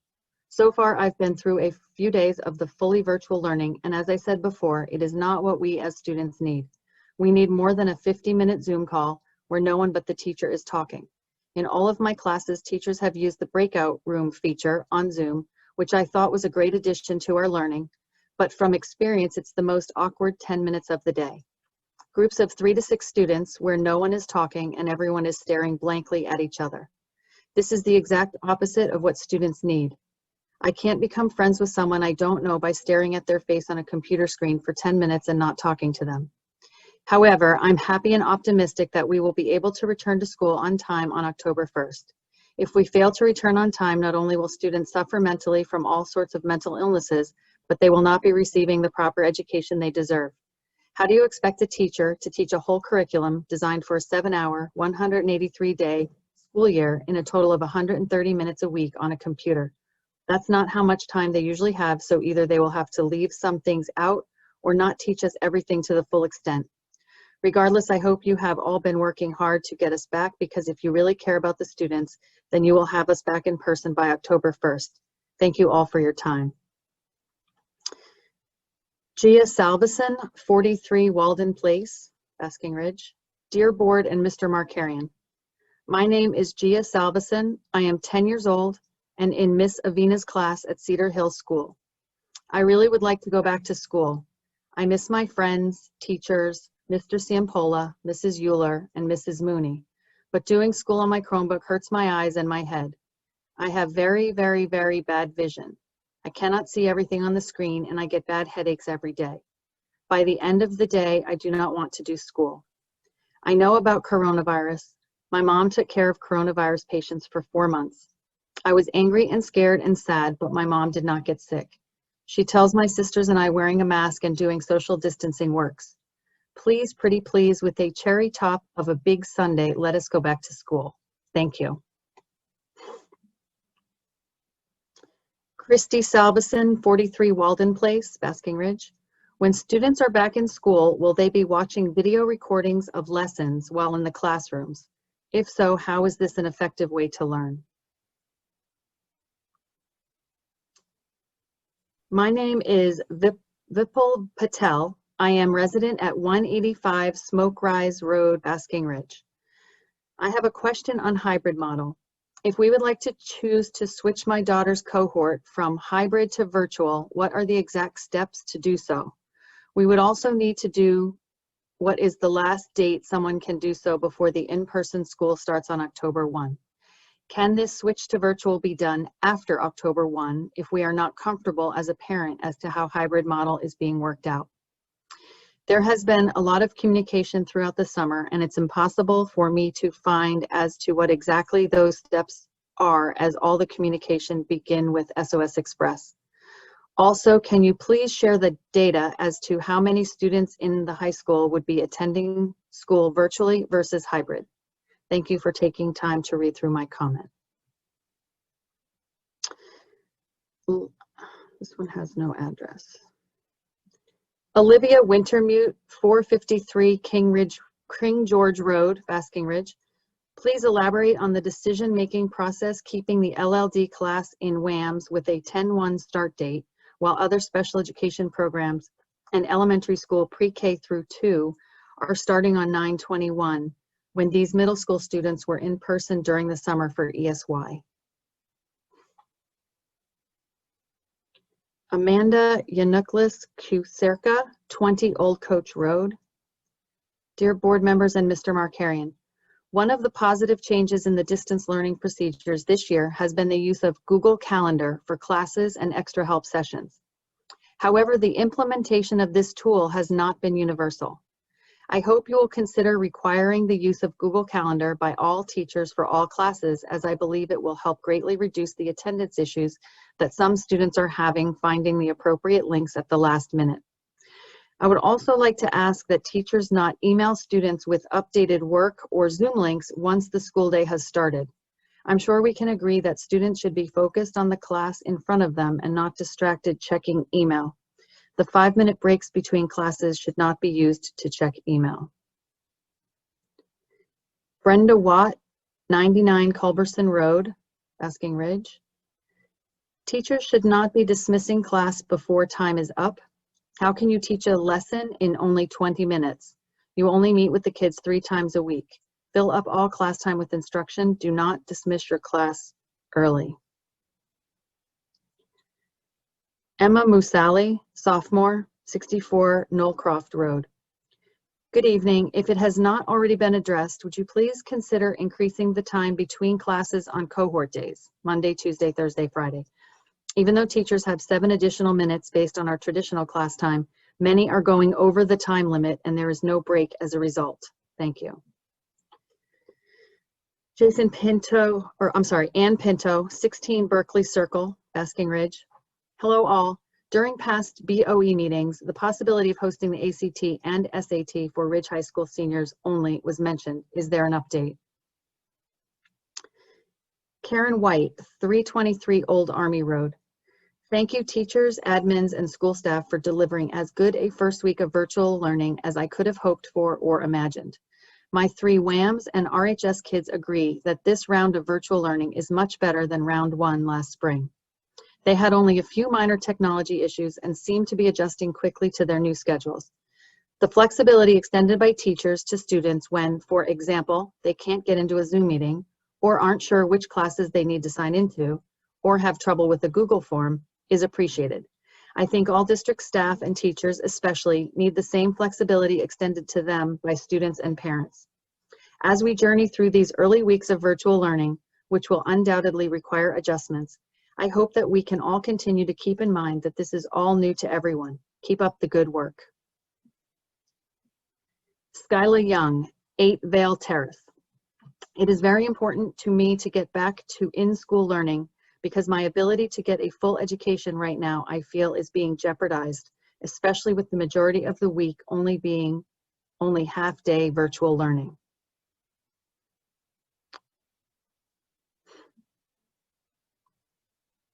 Allison Galusha, 80 Shannon Hill Road, Basking Ridge. Dear board members, my husband and I have lived in this community for 20 years. We have 3 school-age children, 10th grader and twin 8th graders. Our 8th grader has special needs. My husband and I have always been a huge part of this community and have volunteered our time despite both of us working as full-time attorneys and having 3 children. We give of our nights and weekends for the children, not just our own, and have thought of Basking Ridge as a town where everyone puts the children's needs first above all politics, unions, disgruntled employees, and most especially a town where people go above and beyond to make this a town to be proud to live in. I want to be clear on this point. I do not need childcare for my 3 teenagers. They are self-sufficient, and I am fortunate to be able to work from home. The idea that my goal or my reason for wanting in-school classes for my children is not to pawn my kids off on someone else. My children and all children belong in school. Some points I would like to make. 1, yes, we are in a pandemic, but our COVID rates and death rates are so incredibly low that it is criminal that these children are not attending school. I do not mean 2 half days either, which is wholly insufficient. They should be in school at least 4 full days a week and allow for 1 day a week midweek for the school to shut down for cleaning. 2, the school should have been planning since the inception of COVID to return to school, whether it was going to be in 6 weeks or 6 months. It's embarrassing as a community that other schools were able to plan better and have those in charge take charge, act like leaders, and do what was necessary to get proper equipment and staffing. In private industry, if this were to have happened, everyone involved would have been fired. 3, the blame on the global supply chain really adds insult to injury. We are not a community of mindless drones. We understand the global supply chain, and many of us work in large corporations where this has not been used as an excuse. The same goes for organizations, stores, etc., that thought ahead, ordered necessary supplies, and were able to provide a safe environment for their students, employees, customers, guests, etc. We understand that it requires people in charge, delegating to others, ordering supplies in a timely fashion, and from as many sources as it takes, and follow through. Excuses that we don't have the necessary equipment, supplies, because of the supply chain needs to be eliminated from the vocabulary of those in charge. Was there a task force assigned to making sure we had the necessary supplies to start the school year? And I don't mean just a couple of weeks before school started. 4, the blame on not having enough teachers and/or substitutes also undermines the intelligence of our community. We are a community of professionals, scientists, doctors, lawyers, executives, teachers, owners of industry, etc. And to tell the community we don't have enough teachers is also an embarrassment. When did the interview process start? Where are the jobs advertised? Have these positions been posted locally for our town's children that have graduated from college and are looking for jobs? Are they on the school's websites? We've hit the 3-minute mark. Okay. Brenda Watt, 99 Culberson Road. Lab period for high school science classes should have instruction during it. Why waste a whole period? At the least, provide lab safety and equipment videos to watch. Supplemental video instruction is preferable to an empty study hall during lab.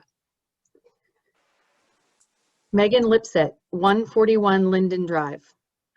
Reinventing how school has been done for 100 years in a matter of months is no easy task. I am grateful for the hard work of the entire district and especially the tireless efforts of our teachers. While school is dramatically different at the moment, its goal is the same: educate, inspire, challenge. After so many months, my children are so excited to be learning, even virtually. And the current models do reflect the community's desire for live synchronous teaching. So thank you for that. It's interesting to get to be a fly on the wall and hear our top-notch teachers at work. I am also grateful that the teachers have these virtual-only weeks to become comfortable with and troubleshoot the remote learning technology before they must simultaneously teach to an in-person and at-home class. I also recognize the district's challenge in meeting state guidelines that have changed many times, and their commitment to not cutting corners on the safety of our buildings. My sister teaches in another Somerset County school and arrived for in-person teaching to find no soap in the faculty bathroom and mold in the building. I urge the BOE to be creative problem solvers and to think way out of the box as the year progresses. Mobilize this motivated and generous parent community. We are willing to help. And I urge everyone who is passionate about making this a great year for our kids to apply for open positions if you are qualified. Apply to substitute teach and finally to run for the Board of Ed. The BOE members are volunteers who are elected during the general election in November, and it's not too late for a write-in candidacy. Sherry Loria, 22 Keats Road. What is the district policy regarding minor colds and illness? If a child is scheduled to be in person, but they have a cold or minor illness that they don't want to share with other children, can they log on from home that day and still get credit for being in school and learn the material covered that day?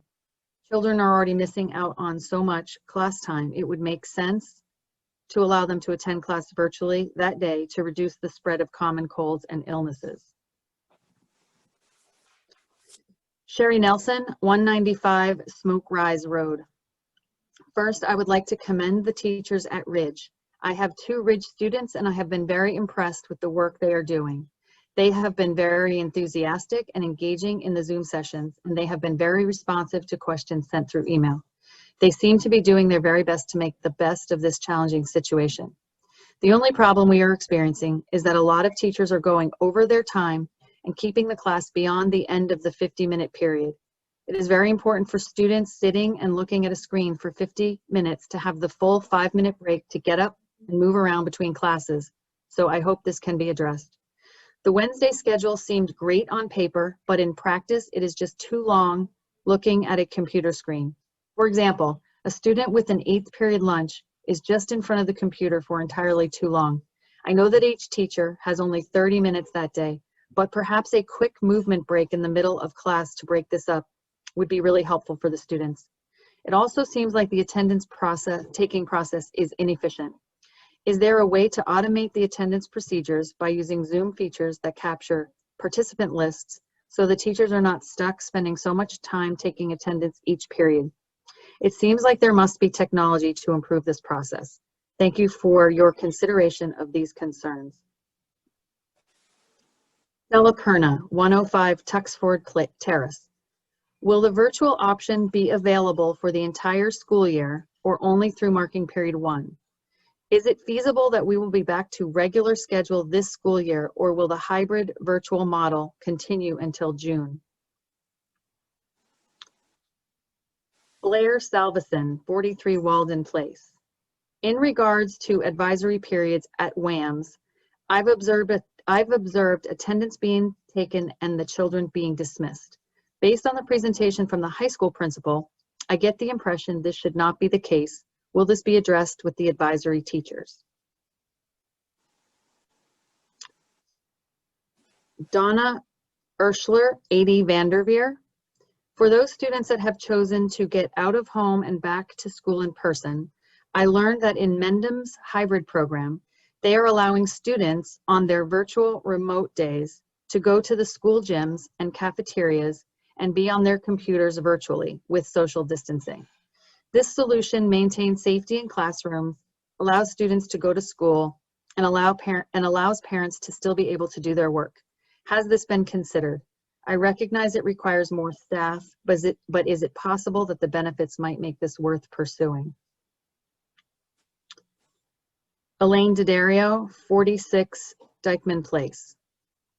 I have been hearing from in-district teachers who are willing, comfortable, and able to teach in the classroom, but are being told no because they have been assigned virtual-only classes and are denied the ability to fill the hybrid in-class educators' spots. All while administration is saying we are shorthanded on educators to fill these spots. How is this possible? Kindly explain the administration's logic here. Why would we look for subs to fill those positions instead when by law subs will have to change assignments every 10 days? These type of educators would give in-person teaching consistency. Why would we hire new teachers for in-class educators, which is most important need to get our kids in school at all, when we have district educators who are more than capable and offering to fill those roles? Seems counterproductive to the goals we say are important in this community. Help all of us to understand how this has been allowed to happen. The district should poll educators to see if they can make some movements in order to meet the needs of both educators and students, as well as your October 1st goal to get kids back in school. This will also help down the road in the hopes of back to 5 days in class.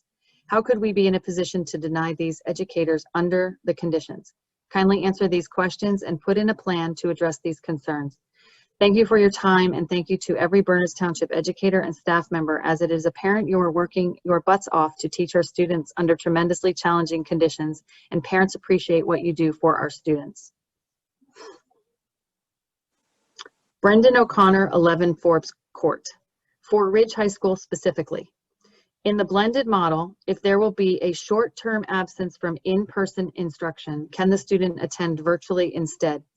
If so, would any notification or approval be required? Examples may include 1, precautionary absence due to a mild illness, 2, family travel out of the area, which would still allow for virtual school attendance.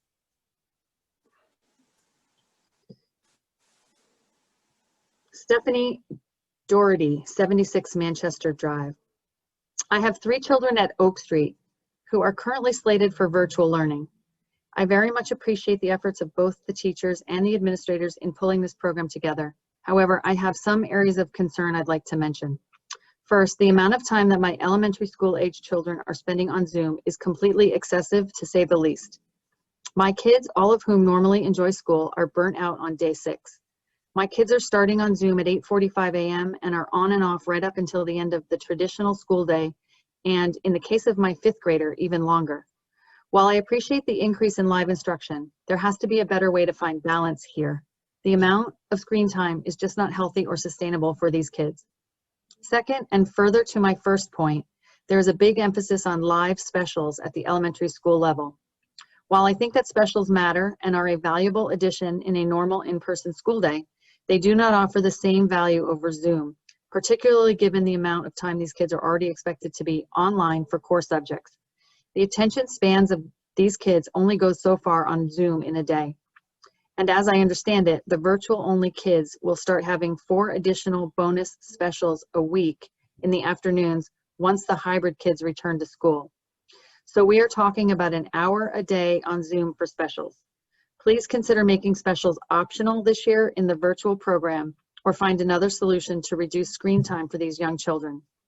Finally, please note that my comments are in no way a reflection of the teachers themselves, who I think have all been fantastic, resilient, and amazingly adaptive in an unusual and tough situation. I have been beyond impressed with all of them, but the screen time is just too high for young kids. Heather Watson Kramer, 84 Liberty Corner Road, Bar Hills. Dear Mr. Markarian and Board of Education members, first I would like to take a moment to thank you, the administration, and the teachers for all of your hard work these last 6 months. I have been extremely impressed with all of the classes from my children's teachers these last 2 weeks. I would like to bring up one issue with attendance. Our family has found a few mistakes in their class attendance. My child was present and on time for a class, but was marked absent by their teacher. This may become an issue down the line since there are strict attendance guidelines at the high school. My child emailed their teacher about this already, but as of yet has not heard anything back from them on this matter.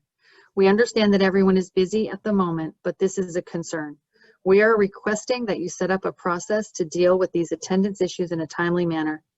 Thank you again for everything you are doing. P.S. We are super excited to hear the ACT is coming to Ridge. Stacy Letty, 67 Spencer Road, Basking Ridge. First, I would like to acknowledge that while I may disagree with the decision to go virtual, I do acknowledge that the teachers have been engaging students, and they do seem to be actively learning, which I know as parents we are all grateful for and thankful that the instruction is markedly different from what we experienced in the spring. I have 3 questions regarding our move forward. 1, the first is, what are the criteria for determining we need to switch back to virtual? Is it 1 student with COVID, 2, a whole class? Are we going to be in a situation like Chatham, where the infection of just 2 students caused the school to shut? I think it's critically important for parents to really understand what the plan looks like. I would encourage the district to base those decisions on science, not emotions or media coverage. 2, with respect to masks and gaiters, the district seems to have taken a position on mask and gaiters that is beyond what the scientists and doctors are recommending. Why are regular cotton gaiters not allowed? The fleece ones were shown by the Duke study to be ineffective, but even the CDC cautioned that study should not be extrapolated to infer that all gaiters are bad. They are much more comfortable for the kids and easier for them to handle. Please consider a position on this that is no more than what we really need. 3, if we get to October 1 and we have teachers who don't want to be in the classroom, is there a plan to move current virtually only teachers into classrooms if they are willing, rather than using a sub? In talking to parents who are teachers, it seems that there appears to be a fair amount of teachers who were assigned virtual that say they are willing to go in if asked. Is there a plan to leverage those teachers if need be? Thank you in advance. Shelley Allen, 10 Birch Drive. My question is regarding the Zoom update for improved security and requirement to sign in via Google. Some Zoom conferences are sent via email and some are set up in Google Calendar. Calendar makes it much easier for the kids to follow their calendar, find the Zoom link, and manage updates. Will the requirement to open Zoom through Google now drive all Zoom links to be sent and managed through Google Calendar? If not, I respectfully request that, as a consistent practice, all Zoom links be sent in Google Calendar and not sent in an email. It is easier for the kids to be and stay organized through Calendar rather than searching for Zoom link updates in email. Thank you. Nella Oliveira, 83 Galloping Hill Road, Basking Ridge. Dear Mr. Markarian and members of BOE, thank you for confirming that there will be several teachers that are 100% virtual at the high school. I have a few questions regarding this scenario. Will these 100% virtual teachers have their lessons on slide presentations or pre-recorded videos, or will they live stream through Zoom meetings? I understand that this has been a fluid situation, but students need to know what they are dealing with in this new environment. Currently, students and teachers are doing their best to adapt to their new environment, especially with technology. Most of the students that have chosen the blended model have done so thinking they are going into school and will be able to interact with their peers and teachers as well. It is important that students have access to their teachers to be able to participate in discussions, ask questions, share comments in real time during the lesson. Will teachers that are 100% virtual have an option to live stream Zoom with their students, or can they choose other non-interactive methods of instruction? Can you also share the number of teachers that are 100% virtual and subjects these individuals teach? Also, is there a plan to continue improvement on the technology and how it's working? For example, when teachers are sharing their screen with students, the teachers can no longer see the students, so if someone has a question, they cannot, or the student raise their hand. They also cannot see the text box if students type in a question. If students cannot ask teachers questions during virtual instruction, these students are in jeopardy of not understanding the necessary information for completing homework assignments and being left behind in the learning agenda. Has this been addressed? As difficult as it has been for the administration and teachers to pull together a plan for the school year during this pandemic, I hope you can appreciate how difficult it has been on the students as well. The physical well-being of every person that enters into a school is of course important, but the emotional and mental well-being of our students is just as important. It is crucial that information be forthcoming in a timely and transparent manner.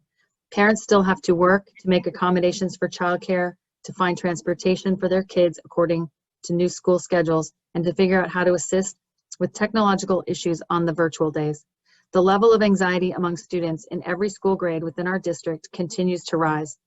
We have discussed throughout the last several years how important it is to reduce the anxiety among our students, especially at the middle and high school age group. Our kids are now worrying about whether they will be prepared for the next grade, whether they will be prepared for college admittance exams. Our kids should not be asking us, their parents, what happens if this fall goes the same way the spring semester went and I don't learn anything new. We need a clear plan on how the school day will look for all the group models with all the factors involved for students and teachers. September did not arrive as a surprise. We have known this was coming and the challenges needed to be met. Although safety requirements may have changed slightly, I believe the administration within our district has had ample time to figure out how to bring students and teachers back safely and to ensure a successful plan for educating all the students in our district. We've hit the 3-minute mark on that. Okay, that was the end. Okay. Elizabeth Vinhall, 22 Elizabeth Street. This comment is in no way a reflection of the teachers. It is clear how hard they are working. The virtual children are spending too much time on screens. Initially, virtual parents were led to believe mandatory Zoom time would end by 1 p.m. This allowed people to plan and organize the rest of the day. Now they have required Zooms that last until 3:15 at some times. The virtual kids will actually be required to attend class longer than the hybrid kids. I ask that you reconsider the virtual schedule in regard to mandatory Zooms after 1. Jennifer Schnarr, 43 Beechwood Road. Dear Mr. Markarian and Board, we can all agree it is of vital importance to protect our teachers and staff as a requirement to return to school. Can the board please provide 1, New Jersey state mandate determining how much PPE is required of our district, formula based on numbers of employees. 2, how much PPE the district has to date, and 3, how much PPE is still needed to fulfill the district's obligation to date. We as a school community support the board in ensuring all teachers and staff's safety needs are met 100% with clear, concise, tangible numbers. If there are still any shortcomings of PPE, please communicate specifically how much is needed and if we can find alternate avenues to obtain PPE for the teachers and staff. Shao Shearer, 16 Tall Timber Lane. Is the district working on plans to go to a full 5-day-a-week in-person plan? The district has spoken about plans for the hybrid, but we do not want this hybrid model to become the plan for the year. Even if we move to hybrid, it is clearly no substitute for a full in-person education. Although the state has not identified what will be required yet, it would appear there could be logical steps started to be proactive, i.e. additional barriers, traffic flow procedures, additional supplies, staff, etc. Has there been contact with other school districts to see what they are doing to move to 5 days?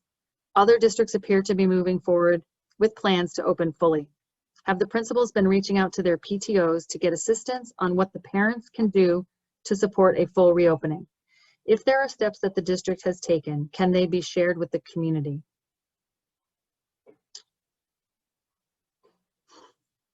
Sundari Rao, 5 Ross Lane. How does the school plan on cleaning every day when children are in school?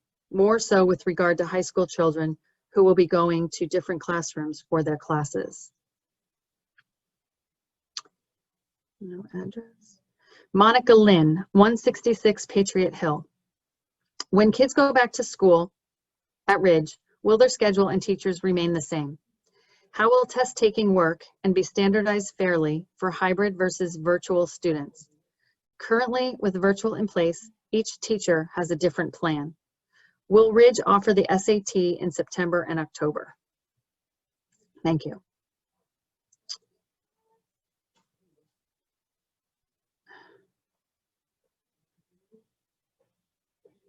Keith and Stacy Molinari, 27 Franklin Drive.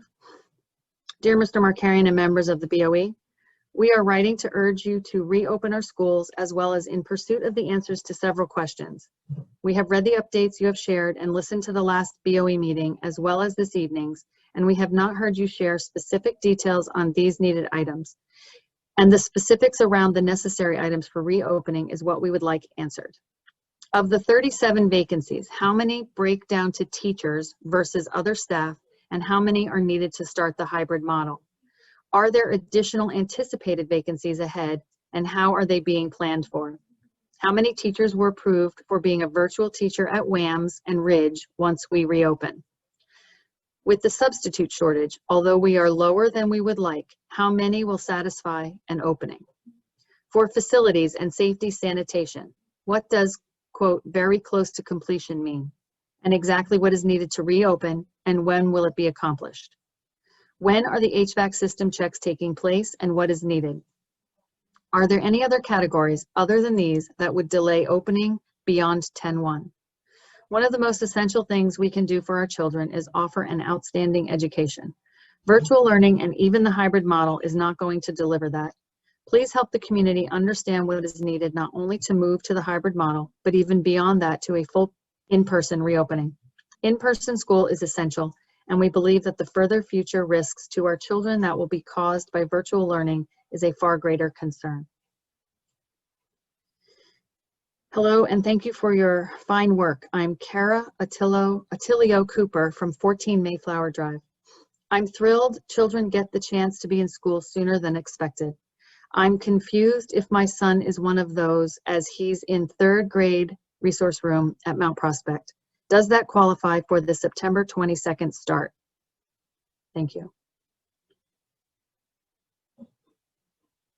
Chris Young, 8 Vale Terrace. Good evening. It is my understanding that our district has an open position for an assistant facilities director for 2 years. Is this accurate? And if so, why have we not placed anyone in that position? Thank you. Kelly Young, 8 Vale Terrace, Basking Ridge. Oh, I'm sorry. That is a comment that came in yesterday. I think that's it. Let me check. Oh, I'm sorry. There's a few more. Kristen McInerney, 4 Quincy Road. I wanted some clarification on what Ms. Hosany discussed during her portion of the presentation. If elementary students in the blended model stay in that model all year long, will they remain with their same teacher for the whole year?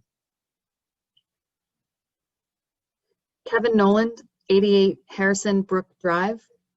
Can lessons be posted the night before for elementary on Seesaw so parents and tutors know what will be covered and can help prep for the day prior to working with students?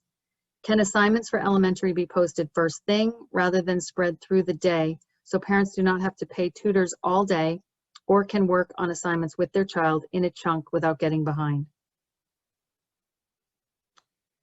Ripacarda, 58 Independence Drive. Thank you to this BOE for your tireless efforts to make necessary adjustments while prioritizing the student's safety. Teachers have been doing a fantastic job thus far in accommodating the virtual model. Can we find out prior to October 1 if our student's teacher will be teaching remotely or in the classroom? We request that student clubs at RHS be permitted to operate virtually. Sherry Nelson, 195 Smoke Rise Road. Can someone please explain why there was no effort to implement a district-wide moment of silence on the morning of 9/11? And why is there no district-wide plan for a history lesson or other appropriate lesson about the events of that awful day? We lost 18 Berners Township residents in the 9/11 attacks.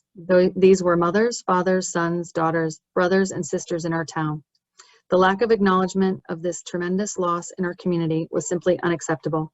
Please address this issue and make appropriate changes before next year, which will be the 20th anniversary of the 9/11 terrorist attacks. Thank you. Pam Malari, 79 Fieldstone Drive. What are the plans for assessments like MAP and COGAT? When and how will they be administered to 100% virtual students? Kathleen Healy, 284 South Maple Avenue. Dear Board of Education members, while I fully appreciate all the efforts that are currently being undertaken by the teachers, I would ask you to consider the impact of the curriculum and how best to deliver high quality educational content for the next 2 weeks that we are virtual and when cohorting begins. 1, changing schedules. It becomes increasingly difficult for working parents when it is not clear when the students are required to be online, when they have breaks, and when they have independent study. Do you expect that once cohorts begin in person October 1, that the schedule will be fixed at that point? Will students have physically been in school during the day be required to check in the afternoon? Physical education. I believe this is a state mandated requirement, so I appreciate that students must do something to meet those requirements. However, given the incredible amount of screen time they are already having to spend to learn more traditional subjects, I kindly ask that we think creatively about how this can best be accomplished with the principle of getting them outside, whether virtual or in person. I find the current setup of children doing jumping jacks, etc., in front of a screen to be less than ideal. Is there a way that children and parents could certify daily that their children undertook X hours of physical activity in lieu of trying to deliver a gym curriculum online? 3, understanding students' current abilities and using technology to support them. My 4th grade daughter recently completed a lengthy adaptive practice test via ScootPad, which I believe was aimed at assessing her knowledge to enable the software program to tailor her questions and lessons later. It is unclear how involved the teacher will then be in teaching live lessons to support math if all the children may be at a different place. To that end, please provide insight as to the new Start Strong examination that is currently being developed by the NJDOE. Is this something that Bernards Township plans to adopt?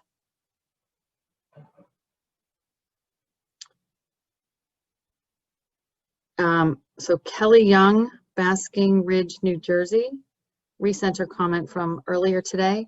Mr. Markarian, I would like to know when we expect to receive your resignation. This district deserves to have a superintendent that is transparent, communicative, and has our district in their best interest. And that is the last comment.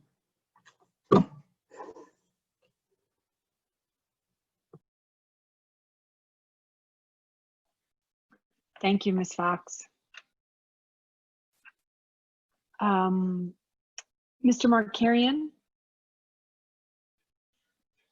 Can you hear me?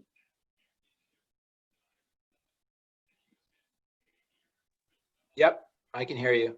Okay, I wasn't sure. Are there some items here that you might like to address? Sure. Let's see here. A few people asked about getting back to school 5 days a week, or is there a plan to get back to school 5 days a week, or will virtual last all year or hybrid last all year? The honest answer to that question is we don't know. Obviously, we want to get the students all back to school. It would be great to get back to the old normal of having school for all students in person all the time. I think that we have to get the students back to school first. We are prepared to get the students back to school 5 days a week in terms of everything that we normally set up for a school year, procuring the transportation, the supplies and materials for the kids to be in school.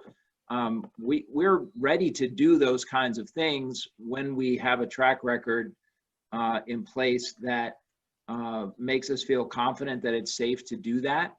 But I think we need to build that track record first. Obviously, we would like to get there. I would love to get there. I don't know if that's going to happen or when that's going to happen. But obviously, that is the goal. I'd love for that to happen sooner rather than later. But honestly, at this point in time, I don't know when that may occur. And there's no handbook or set of criteria or manual that's going to say, okay, at this point in time, switch. I think we're going to be feeling our way a little bit, looking at our data, working with the health department, and trying to make reasonable decisions about when to increase time, expand time, bring more students together into the same spaces. So let's get everybody back and watch a little bit and see how things go. Student wrote about getting back October 1. We absolutely plan to do that. We've seen lots of districts have all the best plans in place and get derailed. So we need to be honest and understand that we never know when something might happen. If we had a community spike or outbreak that could cause us to get derailed, but everything that we're doing is aimed at bringing students back according to the schedule that we described tonight in the presentation, with some students already being back, others coming back this week, more coming back the following week, and ultimately having the students back October 1st on our blended learning plan with the A day, B day cohorts.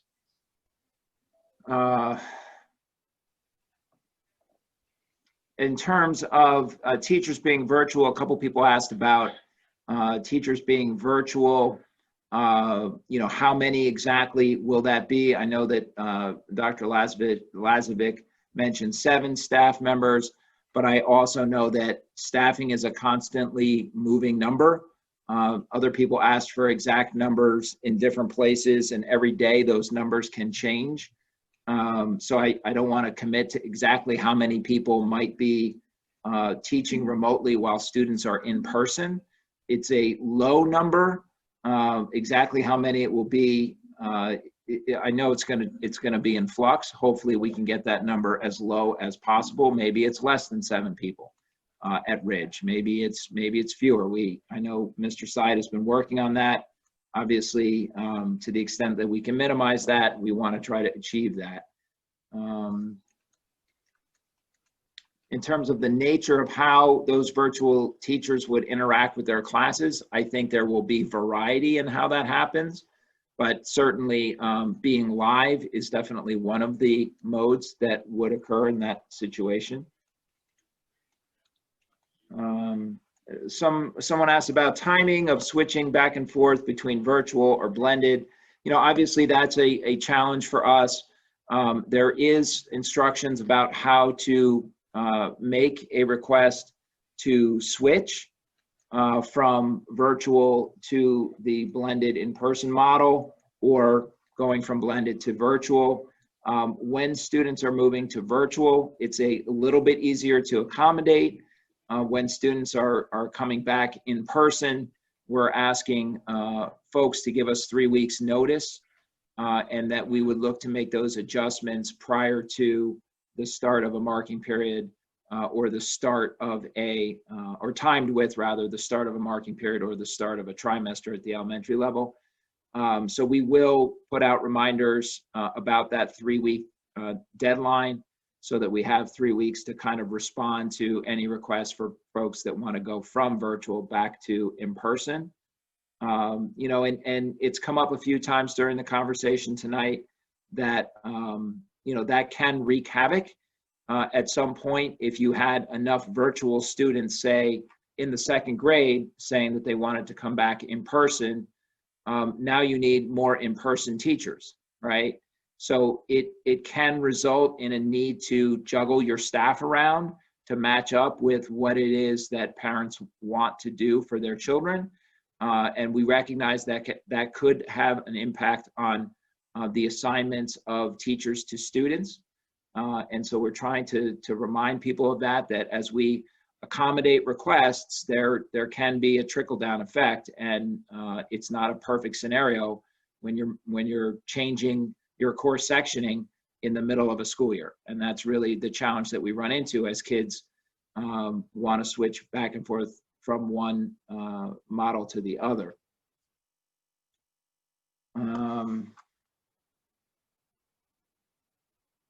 There were some questions about the timing of our students and our teachers relative to how long they are staying in their classes, essentially trying to respect the clock so that kids have the breaks between classes. That's something that we can circle back with the staff on, to keep the students, don't keep the students for more than the allotted time for that particular period.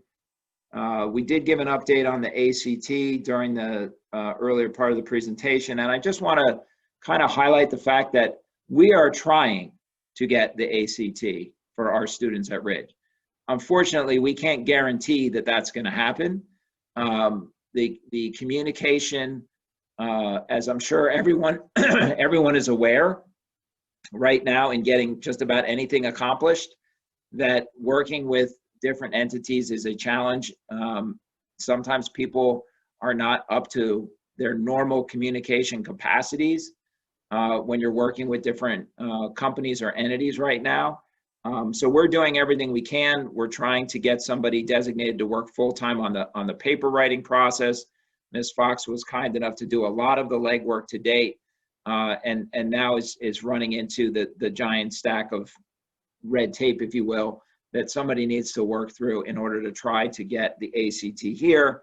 And we are looking at trying to make it happen at the end of October. But until we get the communication we need with them and jump through all the necessary hoops, we're not going to be able to say for certain that it is or isn't happening. So please understand that we are trying, but right now we're not sure if the ACT is going to be running for our Ridge students at some date in the fall at Ridge High School.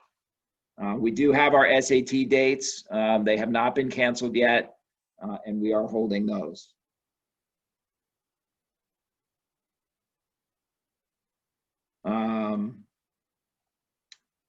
Thank you for several parents that were positive with feedback.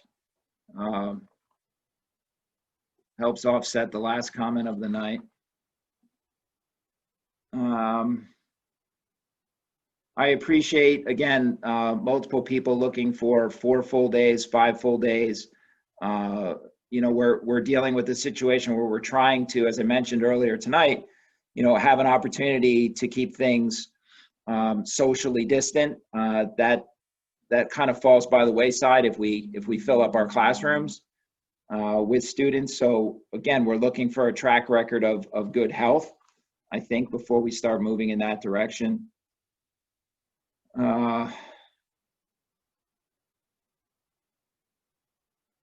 There was a question about minor illnesses, colds and flus, or colds and other minor illnesses. You know, what's the policy there? I would really direct people to talk to their own physicians and also the school nurses to kind of handle these questions on a one-off basis, because there can be a lot of variables there.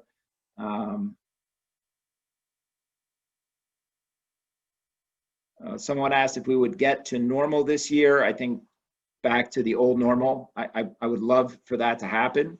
Again, I can't say for sure if we'll get there or not. Someone mentioned the idea of another district bringing students who were on their off day into the school and letting them work like in a learning lab type scenario in the building. I think that's going to be a challenge for us from a space perspective, because we're really strapped for space in trying to spread our students out, especially at Ridge.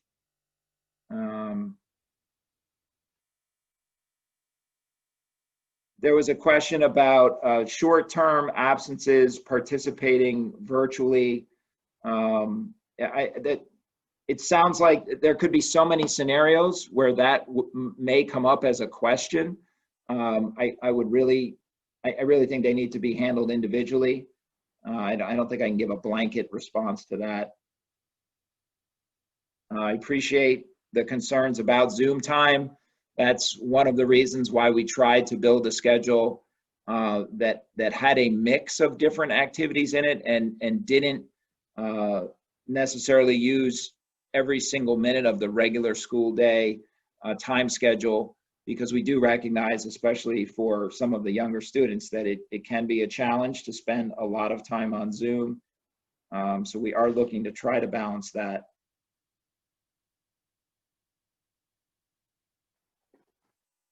We talked about ACT.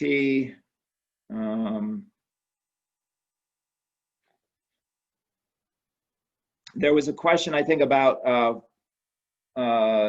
criteria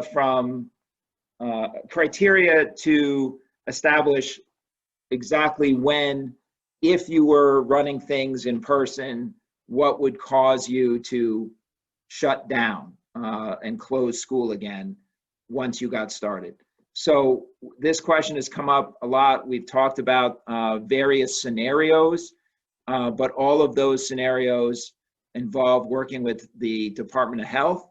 The guidance documents that we've received said, basically, here are some scenarios, but every case is an individual case and you have to work with your Department of Health. So they're not really giving us a formula, you know, 1 student, 2 students, 3 teachers, 10%, 1% of the student body. There's no formulas. I just don't think that those kinds of things exist right now. We have to kind of work on an individual basis with each case and try to figure out the best course of action.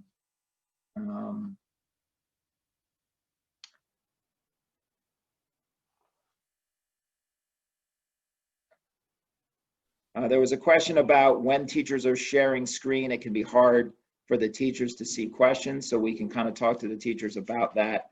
You know, I do know that the students should be able to be audible as well, but I can appreciate that, because sometimes, you know, you see a comment come up in the chat, sometimes you don't. So that's something we can work with our teachers on. Somebody asked about a formula for requisite amounts of PPE. I'm not aware of any formulas that are tied to, for example, the number of students that you have in your district, translating that somehow by a formula to the amount of PPE that you have. You know, one of the challenges that we can have And I know that we've talked to the principals about working with PTOs, even with simple things like, wipes and things like that. There's no exact formula for, well, how many canisters of wipes should be provided on a weekly basis or things of that nature. We have our criteria of cleaning surfaces at least once daily, and in some cases multiple times based on the schedule that we set up with Airmark, which is why the staffing issue is important, not just for classroom teachers and aides and support staff, but also the staffing of our custodial force. And we're still down several custodial workers. And in order for them to execute their cleaning plans with the frequency in that cleaning plan, you have to have the staff. So that's another challenge that we're working through. And they are actively hiring and pursuing custodians. They have to go through requisite background checks, fingerprinting, and so on, and that can slow things down as well.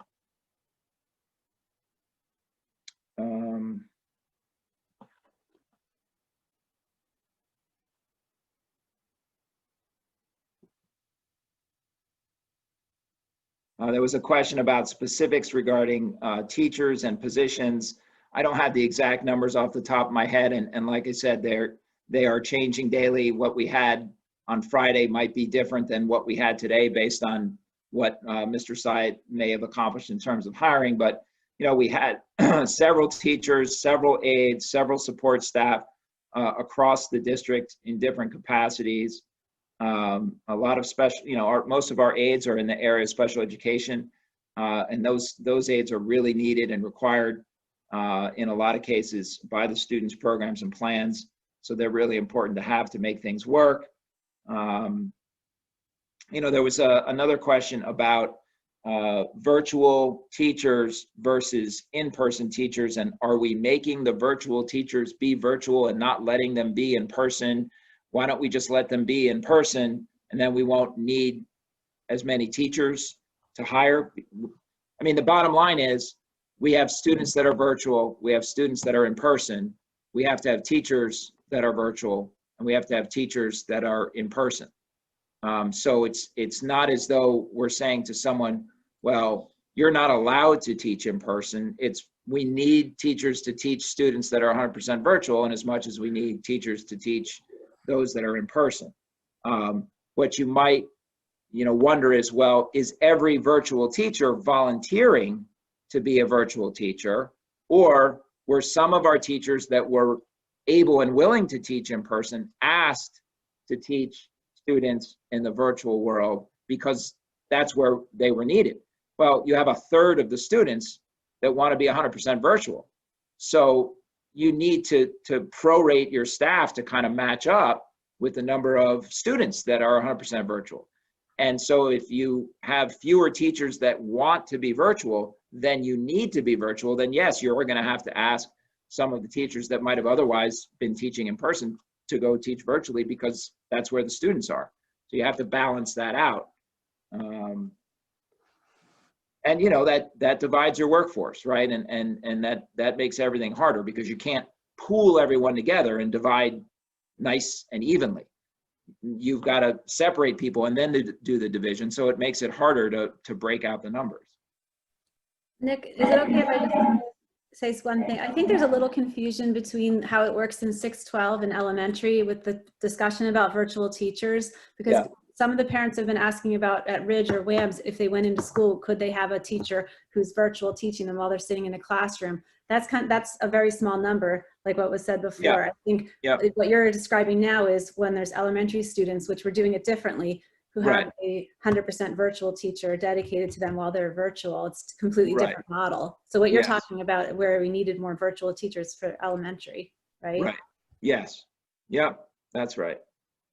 I thought that's what the question was asking. I thought it was related to the elementary, but you're right. In the secondary world, that's a completely different can of worms.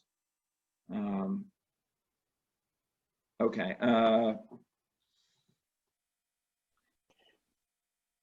Mr. Markarian? Yeah. There was one question, if I jotted it down correctly, and I don't think you've touched on it yet, about all Zoom links being in the Google Calendar. And Yeah, so I was trying to get through all the ones I was going to answer and then send those over to Kristen.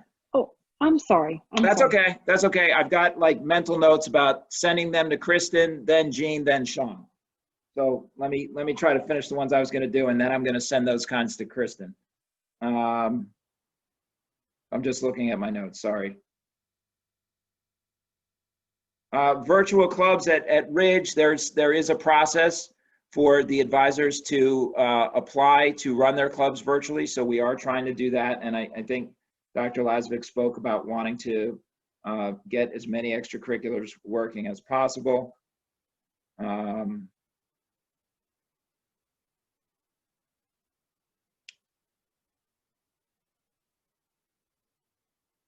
Okay, so let me ask Ms. Fox to jump in on a few, and she probably knows which ones they are. There was a question about testing, MAP and COGAT testing. There was a question about test taking, hybrid versus virtual. We've had that one before.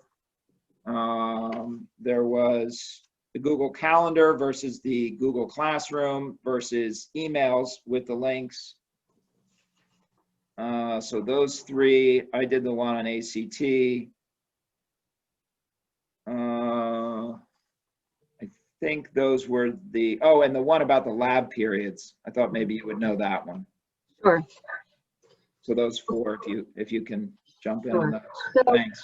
the Google Calendar question, a few people asked that. Grades 3 through 12, that is the process teachers are should be using, is to put the Zoom links on Google Calendar posted through their Google Classroom. So we can certainly look into that. If that is a 3 through 12 issue anywhere, we can sort of circle back. But you know, teachers have certainly spend the last few weeks in the cases where they didn't already know how to do that, you know, working on that process and that procedure. So we will follow through. In grades K through 12, they are not doing it that way because they're using Seesaw. And so those links, it doesn't work in the same way with the connection to Google Calendar. So those are being put into a weekly schedule that is then posted into Seesaw. So the links would still be in one place posted in Seesaw, but not through Google Calendar. So I will look, you know, into that and see if anybody, you know, needs to go over that procedure again, but that should be how that is happening, and I'm sure they are working on it. You mentioned the science labs question. So science labs are a little challenging to explain, but in short, or as short as I can be, the lab periods at the high school are shared by 2 science classes. So for example, there would be a science class period 1 and a science class period 3, 2 different science classes, and they would share period 2 for the lab. Now in our hybrid model, that period 2 is only meeting in person 1 time in a given week. So there's 1 period for both of those classes who would be looking to have a lab. But not only that, students are taking their lab period out of either physical education or study hall. And so you do run into, well, with physical education, that would be the only in-person day for the student to attend physical education. And in the case of study hall, we run into spacing issues in trying to find locations for that many students. And so for those reasons, there is not an extra lab period where the students are actually going to a classroom or staying in their classroom for a lab period, but they are conducting labs in the classes that they are in.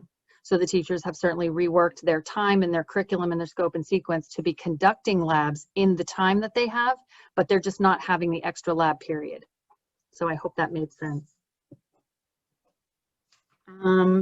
MAP and COGAT, which would be at the elementary level, those are assessments that we are currently discussing, planning administratively, and looking into the pros and cons of potentially administering them virtually, should that be necessary, or hybrid if when we come back to school in October, whether or not it would be how we would want to use our in-person time because it's so limited. So what we're exploring is a variety of ways to administer diagnostic assessments, right, and conduct the important work of figuring out, you know, where students are, where their skill gaps exist, so that we can, you know, get to the instruction that they really need. So certainly MAP testing is being looked at and potentially to be administering it in October. The COGATS is something that we don't administer until the spring, until February. So we would look at that, later in the year, depending on our situation. But there are also other diagnostics we're exploring that are both virtual and in person. Test taking in the hybrid versus the virtual model. I don't really, right now I'm not remembering the specific question, but I know that often the question is about the different ways that the assessments will be given in the two different environments, and efforts that we may be able to make them equitable in the different environments. And so the reality is that the teachers have been working for months on reworking their curriculum, reworking their assessment, and engaging in some combination of traditional assessments, modifying them for a virtual environment. We have adopted some platforms that will allow for that to take place virtually in a way that is more secure through a few things we bought, one of them being Edulastic.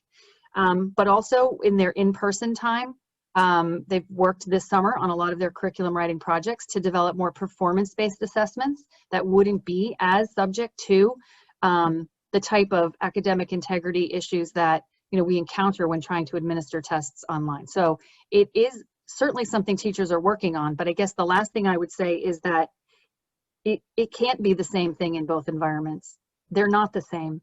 And so it's just that it is the job of the teachers to assess the learning objectives in a way that measures whether the students have attained them in whatever environment they are in. And that's what they are tasked with, and that's what we are working on. Did I miss one? No, I don't think so. I wanted to pass the baton a minute to Ms. O'Connell. There was a couple of questions. I think one was about third grade LLD, and there was, I think, a question about that had come up earlier tonight. There might have been some clarity needed on the difference between instructional support and ICS in-class support. I just want to make sure that we got that one right. I think it was Mr. Salmon's question. I want to make sure we get that straight. And I'll look to see if there were any others while you handle those. Thanks. Sure. Yeah, just to clarify, there's, I think maybe Mr. Salmon might have meant IS, instructional support, as opposed to in-class support. In-class support will be done in person, so we will not be doing that virtually. So if a student is in a classroom and they have an in-class support teacher, the teacher will be in that classroom. It won't be, the teacher won't be doing that from a virtual perspective. The other questions that seem to come up is about the resource room, why we're only bringing back kindergarten, first and second, and not 3 through 6. If you remember, if you realize, these classes are tied to general education classrooms. So these students are in general education classrooms predominantly for the day. However, when they have a reading or a writing period, they come out during those periods, and that's when they receive resource room. So since the rest of the students will not be in 3-5, they wouldn't be tied to a general education class. That's why we have not brought those students back. And I do think the other question, if I remember, Ms. Markarian, was about the middle school and the high school students. We did bring back a lot of our self-contained students, but why did we not bring back our WAM students, LLD, and our vocational skill program students at the high school? When these students get older, their classes change a little bit more. They do more push out. Their class is not always as self-contained as the CBAP programs are. For instance, the students at the high school change classes. They take a variety of different electives. Even at the middle school level, they could be in cycle classes. Therefore, it becomes somewhat more complicated because all those teachers are not currently on site. Whereas in our CBAP program, those students are predominantly self-contained for the whole entire day. So we brought back those groups of students. Like I said, we want to get all of our students back as quickly as possible, but we tried to do it in a more orderly fashion so that it would be effective for the teachers, the students, and the parents following the schedule. I don't know if that answers them, Nick, if there's any more. I think those were the two things I had notes about. Good. And then, yeah. So, Mrs. O'Connell, one question came in right as I finished, and I think you might have just answered it, but I thought I'd just throw it in here right now. It was by Beth She sent her address, Beth Pickle, 116 Tulip Lane. I think you answered it, but she said, any chance of getting resource room 5 days a week? And that is what you mean when you say that we aren't doing that because they are tied in with the gen ed classroom. Well, correct? when the resource rooms come back, they at the elementary level, they will be 5 days a week. Okay. Yes, so all of those students, the 3 through 5 resource room is not coming back early. They're coming back on October 1st. And when they come back on October 1st, they will be coming back for 5 Right. days a week. Okay, thank you. At K-5. At the K-5 level, correct, yes. Okay. There was one on there, I think it was about a class attendance question.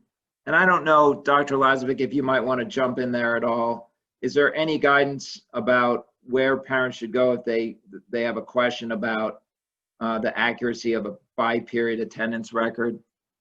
Maybe like grade level administrator, or any thoughts on that?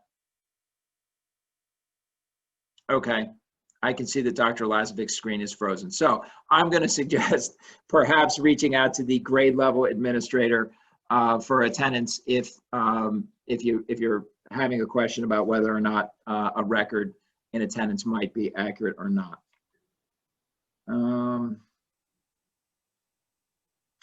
And then I know Mr. Side, I kind of jumped in there a little bit on the question about the in-person teacher versus the virtual teacher, but I thought there was also a question about substitutes and how many days they could work. I don't remember if you picked that one up. Maybe you made a couple notes about that one.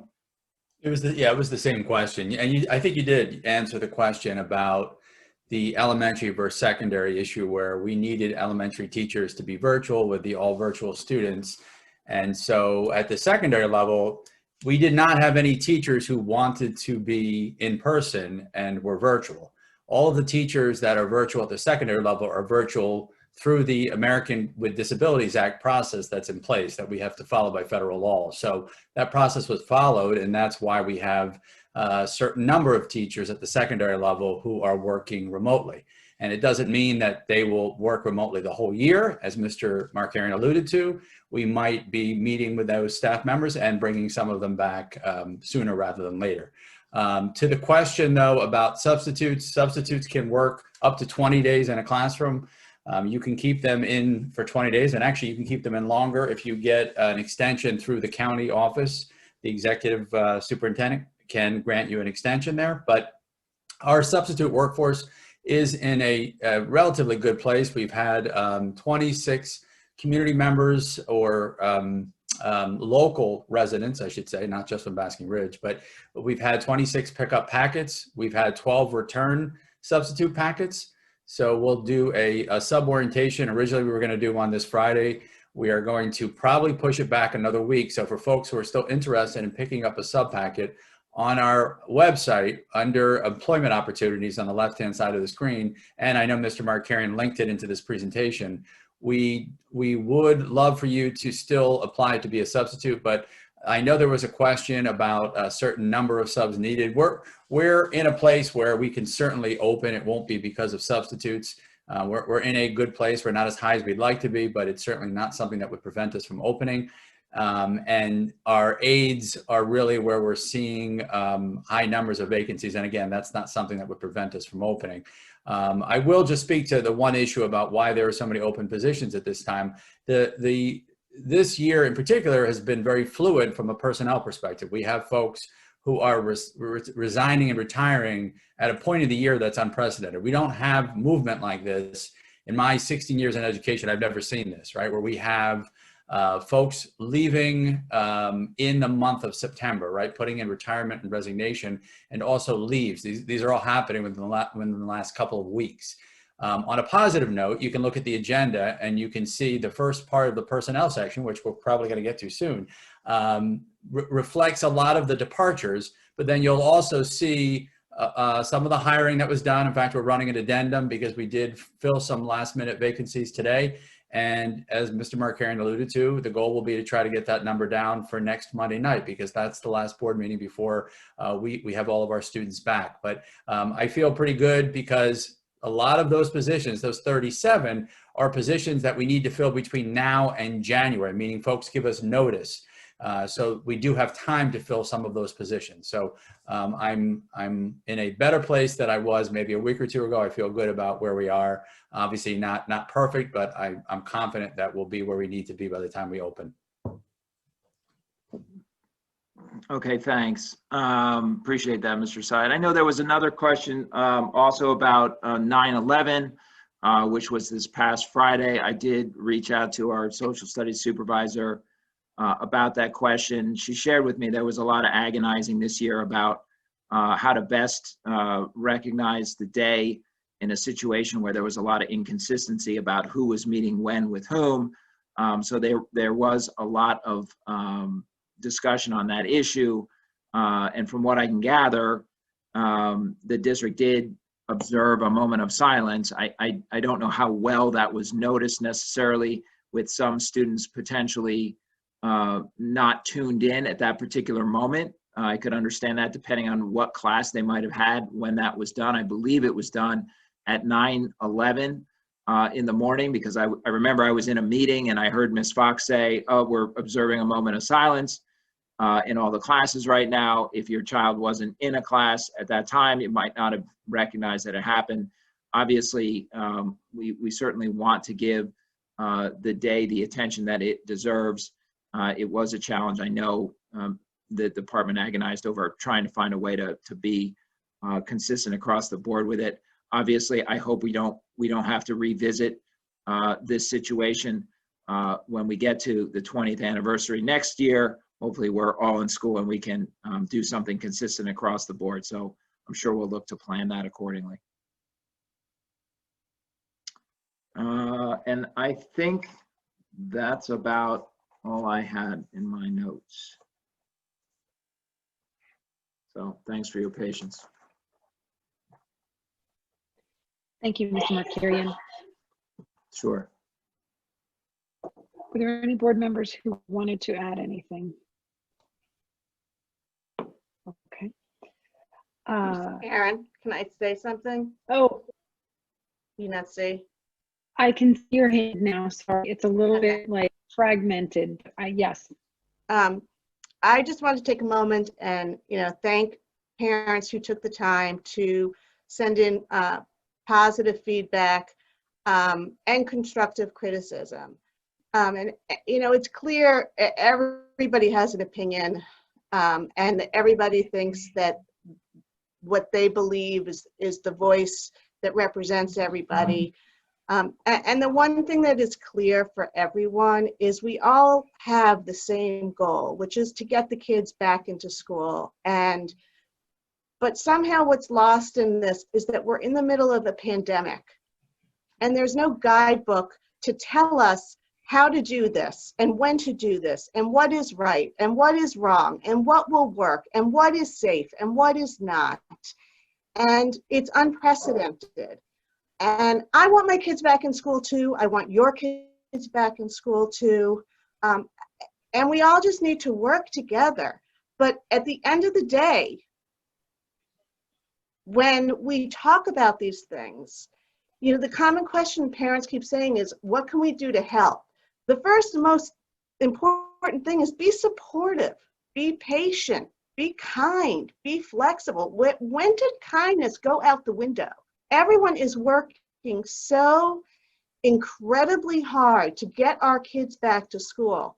And I have to say, I am appalled at the level of cruelty from some people who think it's okay to be unkind to the people who are working the hardest to do what is right for our children. And I can't let it pass without saying thank you to Mr. Markarian and every single administrator who's on this Zoom, who has been working tirelessly, endlessly, to figure out how to get our kids back into school, whether it's in person or virtual, in whatever capacity works for every family. And I think every person at home who is watching should be thankful that they are in this district.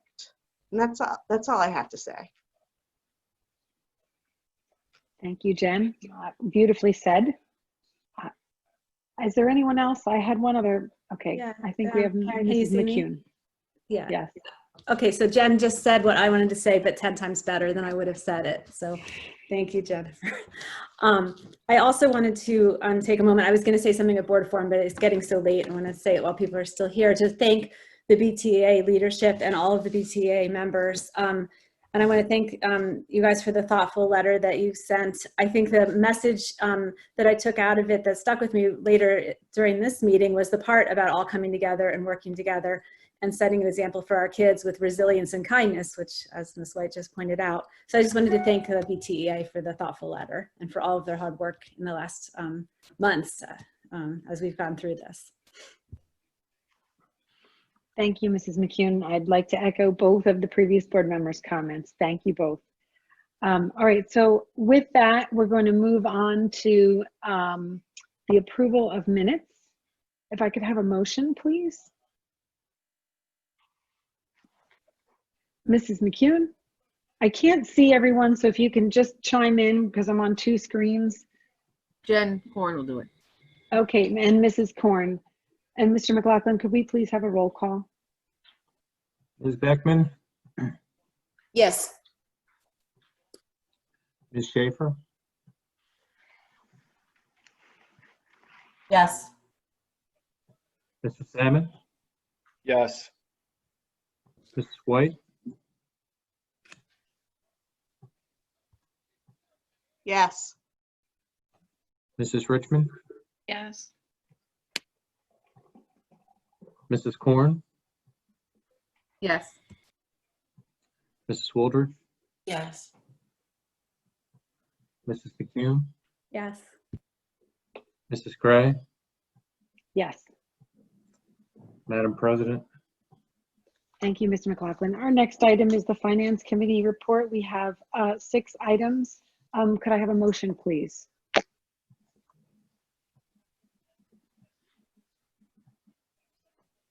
Anybody? I'll do it. Thank you, Mrs. Richmond. I can second it. And Mrs. White. And Mr. Salmon?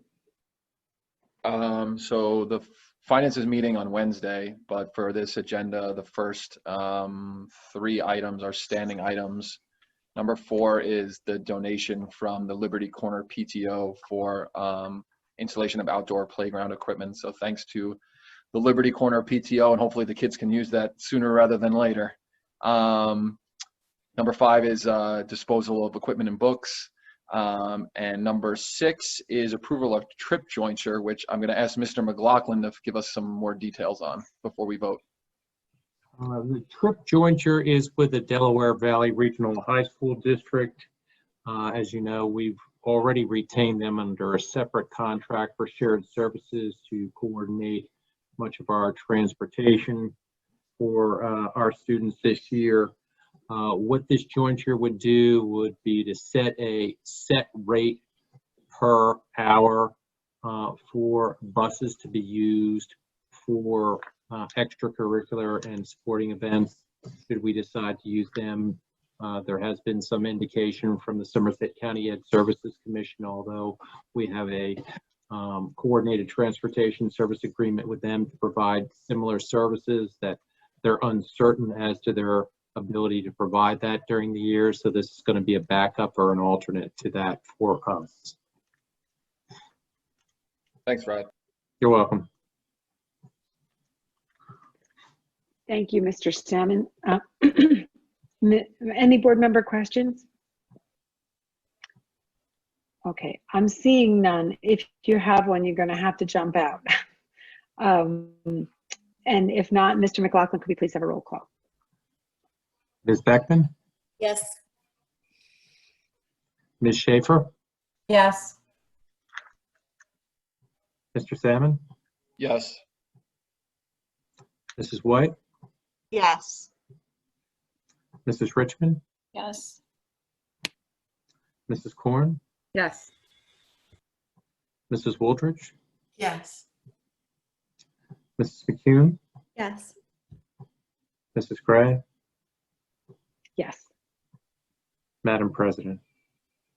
Thank you, Mr. McLaughlin.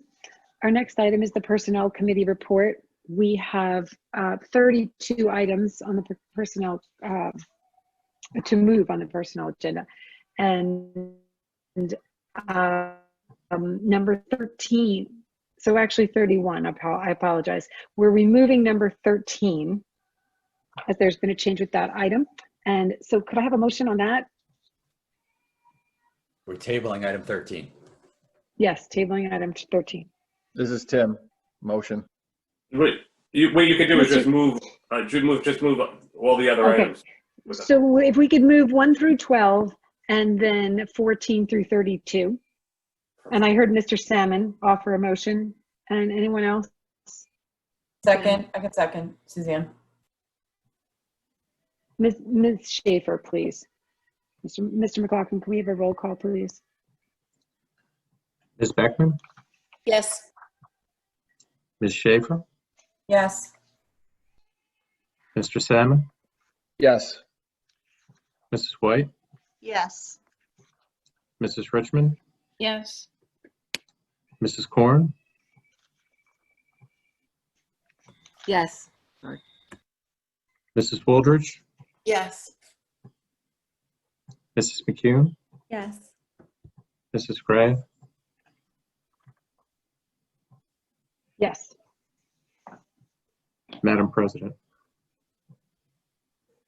Thank you. And then our next item is the Curriculum Committee report. Mrs. Richmond? Oh, it's policy first. No, we missed policy. It's policy, Karen.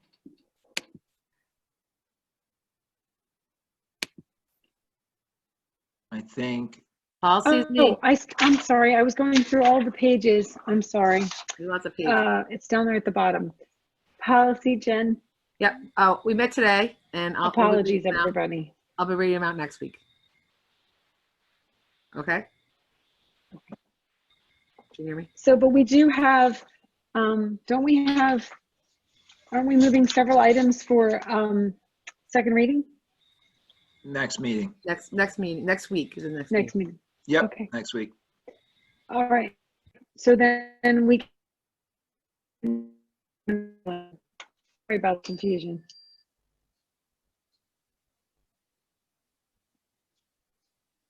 Mrs. Richmond? Sure, sorry. You froze for a second. I didn't hear. So curriculum met on Friday, and I'll get those minutes out to you guys next week. But you'll note that the August minutes went out to you guys during exec session tonight. So I'll give you guys another chance to read them and report out on that next week. But basically, most of the information is outdated. So, but if you have any questions on any of it, I'll report on what I can next week. That's not going to confuse people and be too old.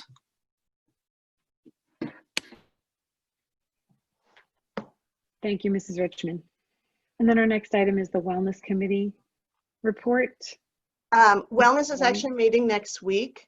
But I just wanted to make something clear because I know that this came up at the previous meeting. Although wellness hasn't officially met this summer, wellness has been a topic at every other committee meeting that we've had. So wellness has 100% been addressed this summer. Thanks, Mrs. White. And then any liaison committee reports? We did have a I'm not seeing anyone. Please Jen, just can you hear me? speak up if you have something. Can you hear me? It's Jen. I see you. You're not moving on my screen. Hold on.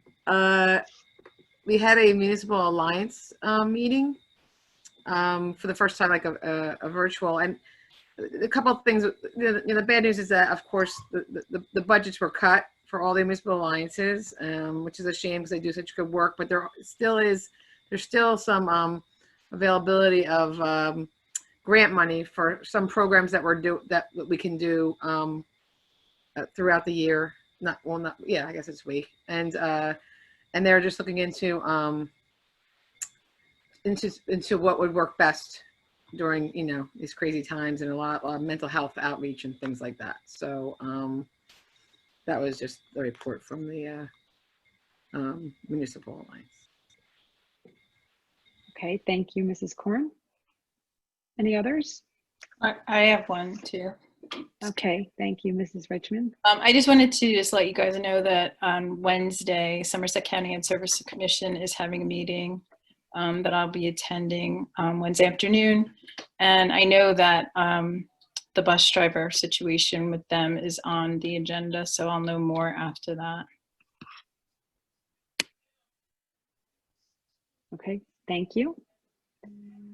And then our next item is public comment on non-agenda items. Ms. Fox, do we have anything for that? Sure, 1 second. There are two. Just give me one. So one is from Sundari Rao, who sent us a couple questions in from 5 Ross Lane, and she wrote again and asked you to please answer the question on whether we will be cleaning the desks. So she said, how does the school plan on cleaning every day when children are in school? And then she said, daily cleaning of desks between classes. So that's one. And the other one, I have to find it. Somebody sent in their address from a previous comment. Okay. It's from Lori Albee, whose address is 96 Alder Lane.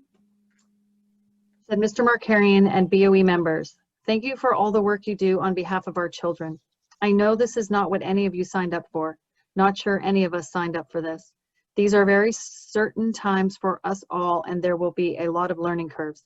It takes a lot of patience. I keep reminding myself of this. I have 2 seniors this year. They are very much looking forward to returning to the hybrid model we have chosen early August. They both happen to be athletes for Ridge, football and field hockey. So I have been working closely with the coaches and school on a lot of different things. I want to thank Rita Zarabera and Rich Shello for everything they do, and it's a lot.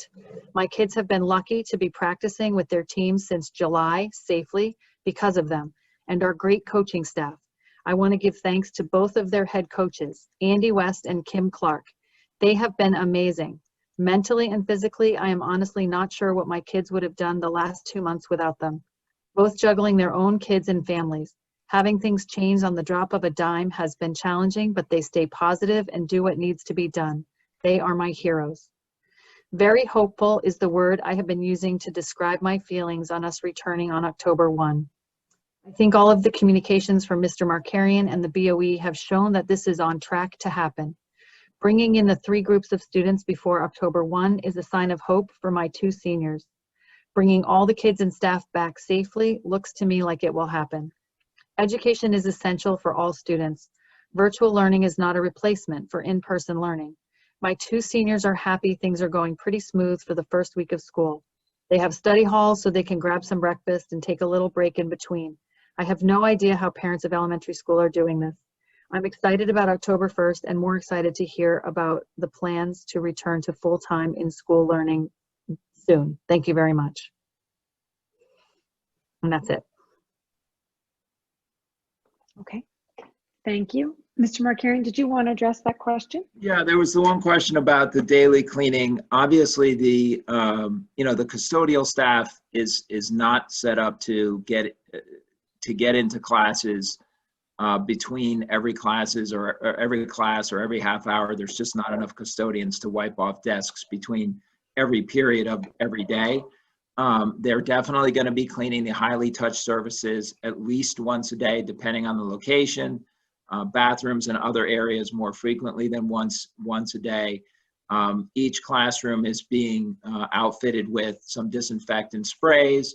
And as I suggested earlier, wipes can be useful as well in trying to make it easier for kids and teachers to wipe things down. And that might be an area where principals talk to PTOs about chipping in on something like that. But it's something that isn't going to be something that the custodians can do. There's just not enough custodians to run around into every room wiping off every desk every hour. And then I don't think there was a question in the last comment. It was just kind of a sharing statement, and I certainly agree with those sentiments. Last year, a couple of years ago, actually, the Board of Education decided to support the position of a nursing coordinator. And I don't know if Rita would have signed on for it if she knew what was coming this year, but we're certainly extremely lucky to have her. She's been a resource, obviously, in helping our district, but I know she also participates in a lot of other meetings, and people are always trying to grab her insight. So we're really lucky to have her. We thank her for all the work that she's been putting in.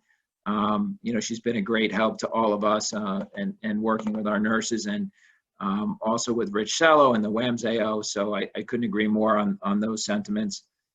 Both Rita and Rich have been on the front lines, along with Jean, even over the summer in trying to do some things with students. So, they've been at the forefront of trying to make things happen for kids. And I really appreciate having their support. So I couldn't agree with Mrs. Albee more. I think Lauren Beckman has her hand up. Thank you, Mrs. Mr. Gray, I can't McCarry. tell if you're frozen. Yes, so thank you very much. Karen? Yes, go ahead. Okay, so Sundari Rao talked about the daily cleaning. So I was there, I did the test run of the in-person at the high school. And as we went to each class, we were instructed to take a wipe and wipe down the desk. And then at the end of class, we took a wipe and wiped down the desk. So that happened in the 5 classes I think I went to, or 4. That day, and I thought that was going to be part of the process of the kids wiping down their own desks. Yeah, I definitely, like I said, I know we've gotten every classroom spray bottles. We're not sure how easy it's going to be to keep up with nonstop wiping of every desk and how fast we're going to go through canisters of wipes. You probably know from buying them, sometimes they're hard to get and sometimes they're not cheap.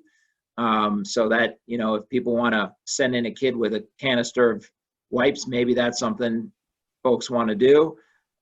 It's going to be a challenge keeping up with wipes. We're trying to wipe off keyboards. We have, I know Mr. McLaughlin bought wipes for keyboards, and I saw him sending around wipes for calculators the other day. So, we're trying to keep up with wiping off shared surfaces, obviously. It's a challenge. It's nonstop wiping.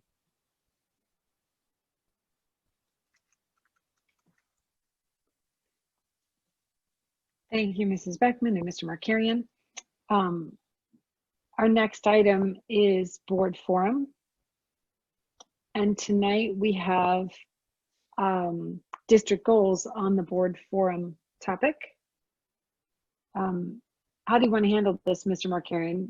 Should I just read them? Do you want to read them? Did everybody already read them? You're welcome to read them. I know it's the last couple meetings have gone kind of late. I don't know if everybody's up for talking about it. If they are, great. You could certainly share them out. And take any comments if folks want to spend a little extra time working on it, sure.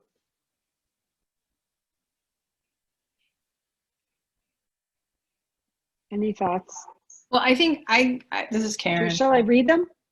Yeah, I think you should. All right, so let me read them. Well, hopefully everyone can hear me. And I want to apologize to everyone watching and the group here.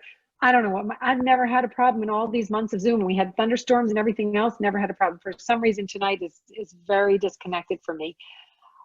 That being said, district goal number 1, as proposed, enhance the district's ability to respond to necessary school closures through the development of blended learning programs and an updated long-range technology plan. And then district goal number 2, strengthen the ability of the staff to promote social, emotional health and well-being outcomes through staff development. And then number 3, provide students greater opportunity to understand how their personal strengths and interests align with 21st century career pathways. So does anyone have any thoughts or comments or suggestions? Please just jump in. Well, we're certainly well on the way with number 1. True. I like all 3 of them. I really just wanted you to read them into the record though for everybody because I don't think they're on the actual agenda, but I think they're all good. I support them. Well, we've certainly started working on all of them. You know, that last goal with the career pathways, the things that we've done at the high school, even trying to work on internships. So we're starting to grow, you know, we've started to grow more of that. Obviously this year, everything becomes more of a challenge, it feels like, but the ball is rolling on that one. Obviously the ball is rolling on the first one, as well as the second one. We don't want to lose sight of that because we've been doing a lot of work the last couple of years on SEL and we want to keep that going as well. Yeah, I like the goals. I was joking around before, I forget which board members, about the 3rd goal. Like our kids are obviously developing a lot of technology skills during this time, but also just looking at my older kids who are in college and out of college and what's going on in the workplace, there's like a lot more different options with remote internships that are developing during this time. So there might be some things that come out of this that Ridge students could take advantage of, you know, without worrying about transportation and getting places after this whole thing's over. You never know. Mm-hmm.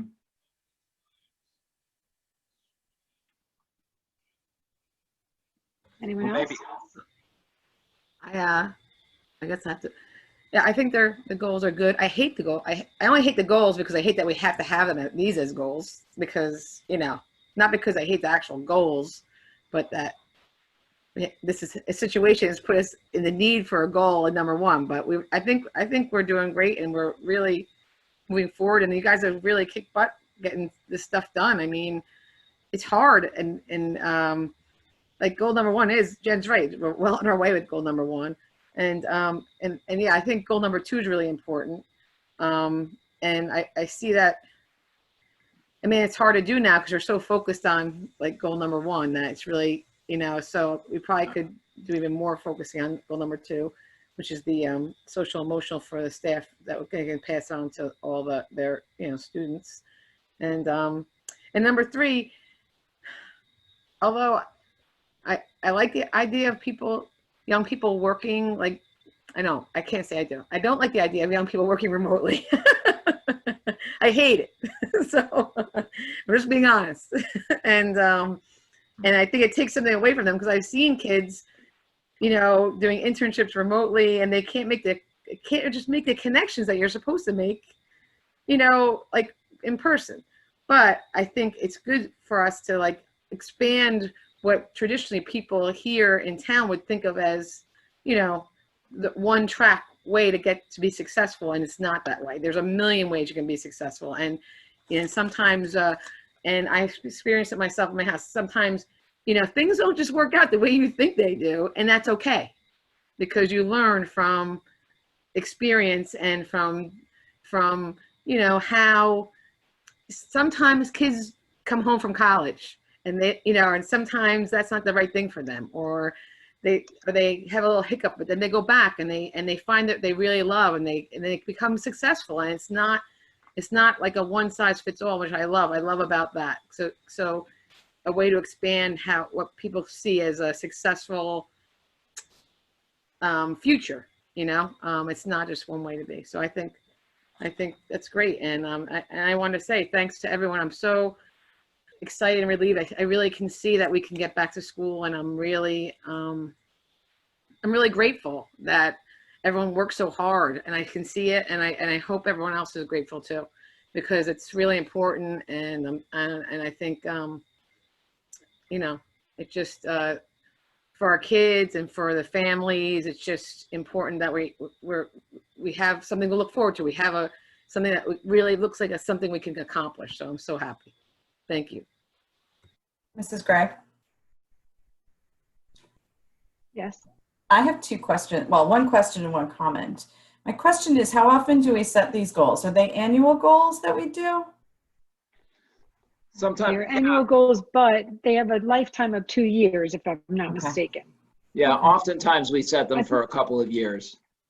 Yeah. Because I kind of like the idea that some of these goals are taking, you know, if you can make lemonade out of lemons, you know, taking the good things that we've learned. Maybe there are some positives, things that have emerged from this virtual environment that we can move forward with and integrate into this, you know, into the situation, as well as, you know, understanding how we can function and be flexible. So I like the fact that they all kind of look forward as well, not just let's get something, you know, like our computers up to speed or something that's doesn't do anything to the future. Karen, this is Tim. Anyone else? Hi, Tim. Yeah, so I like the goals. Obviously, I think number one is going to probably be the focus of a lot of time, but I think number two is obviously extremely important to continue to have a focus on SEL. Like, you know, Ms. White was saying that while wellness might not be meeting, SEL is always top of mind with basically everything that's suggested, done, talked about in this world of like implementing something new in the schooling system. And then number three, I think is really interesting actually, because, you know, I think when people hear 21st century careers, they think like computer programming or optics or engineering or something like that. But I think in kind of coming back to the wellness aspect, like we've been talking about how in wellness, like grit and resilience and showing kids that it's okay to fail and then rebound and then come back. And I think that's exactly what's happening now. Like the school system didn't fail, but it shut down. And now it has to come back in a brand new form. And everybody has to grab an oar and row together so we can do what's right for the kids. So I like the idea of the 21st, giving kids, having them see what's going on now, even though it's really hard, and having parents, teachers, administrators, community members, neighbors, teammates, all taking little steps to try to get back to normal or create something that feels like normal. So I actually really like that goal. And I just wanted to add one more thing on the comments. So we did get a couple comments from students, which is great all the time. Obviously, we always love to hear from the kids because they're, you know, getting it directly from the teachers and they're on the front lines. So I would just encourage the kids, you know, keep sending your comments to the board. It's obviously great to hear from you guys and, you know, find out what's going on and how things are working. I would highly encourage you to send those comments to your teachers as well, because everything we're doing right now, everyone is doing for the first time. So Dr. Lazovic mentioned the learning curve, and we're kind of going up the learning curve, and it's a steep curve right now. So to smooth that curve out and help us to get the virtual system up and running while it's running for these next 2 weeks, and we're taking these baby steps forward to get the kids back in school in person, let's use this time and you know, take out as much as we can from it. Because if we ever have to go back to it, right, we're you know, planning for the best but potentially expecting the worst. Like if we ever have to go back to this for whatever reason, let's use this time so that we're 100% confident in what we have set up. And I'm seeing that now, and I'm hearing it a lot anecdotally. So I'm really impressed by what everybody's doing. I mean, you know, the amount of work that's going into it is truly impressive, and a great, you know, credit to the district and the administration and the staff and parents and kids for you know, kind of all pulling the same direction. So thank you. Thanks, Tim. Any other board members with comments about the goals or anything else? Karen, it's Linda. Yes, Linda. Okay. Yeah, hi. I don't have a lot more to add, but to what everyone else, I basically agree with what other people have said, and I also support the goals. Okay, thank you. Anyone else? Maybe I could just get a show of hands so I know. Do I have the go? Got it. Thanks, everybody. All right. If I could just say that, of course, I agree with the goals, as I just showed by a show of my hand. I want to also agree with what Mr. Salmon was saying, and specifically highlight two things that he said and connect them. With regard to district goal number 2, I think it's more important than ever to make sure that we support our staff in the social emotional learning and health and well-being. I mean, goes without saying, but I just feel it's so important for us to maintain that focus while we are continuing, you know, to grab an oar, as Mr. Salmon said, and all do this together.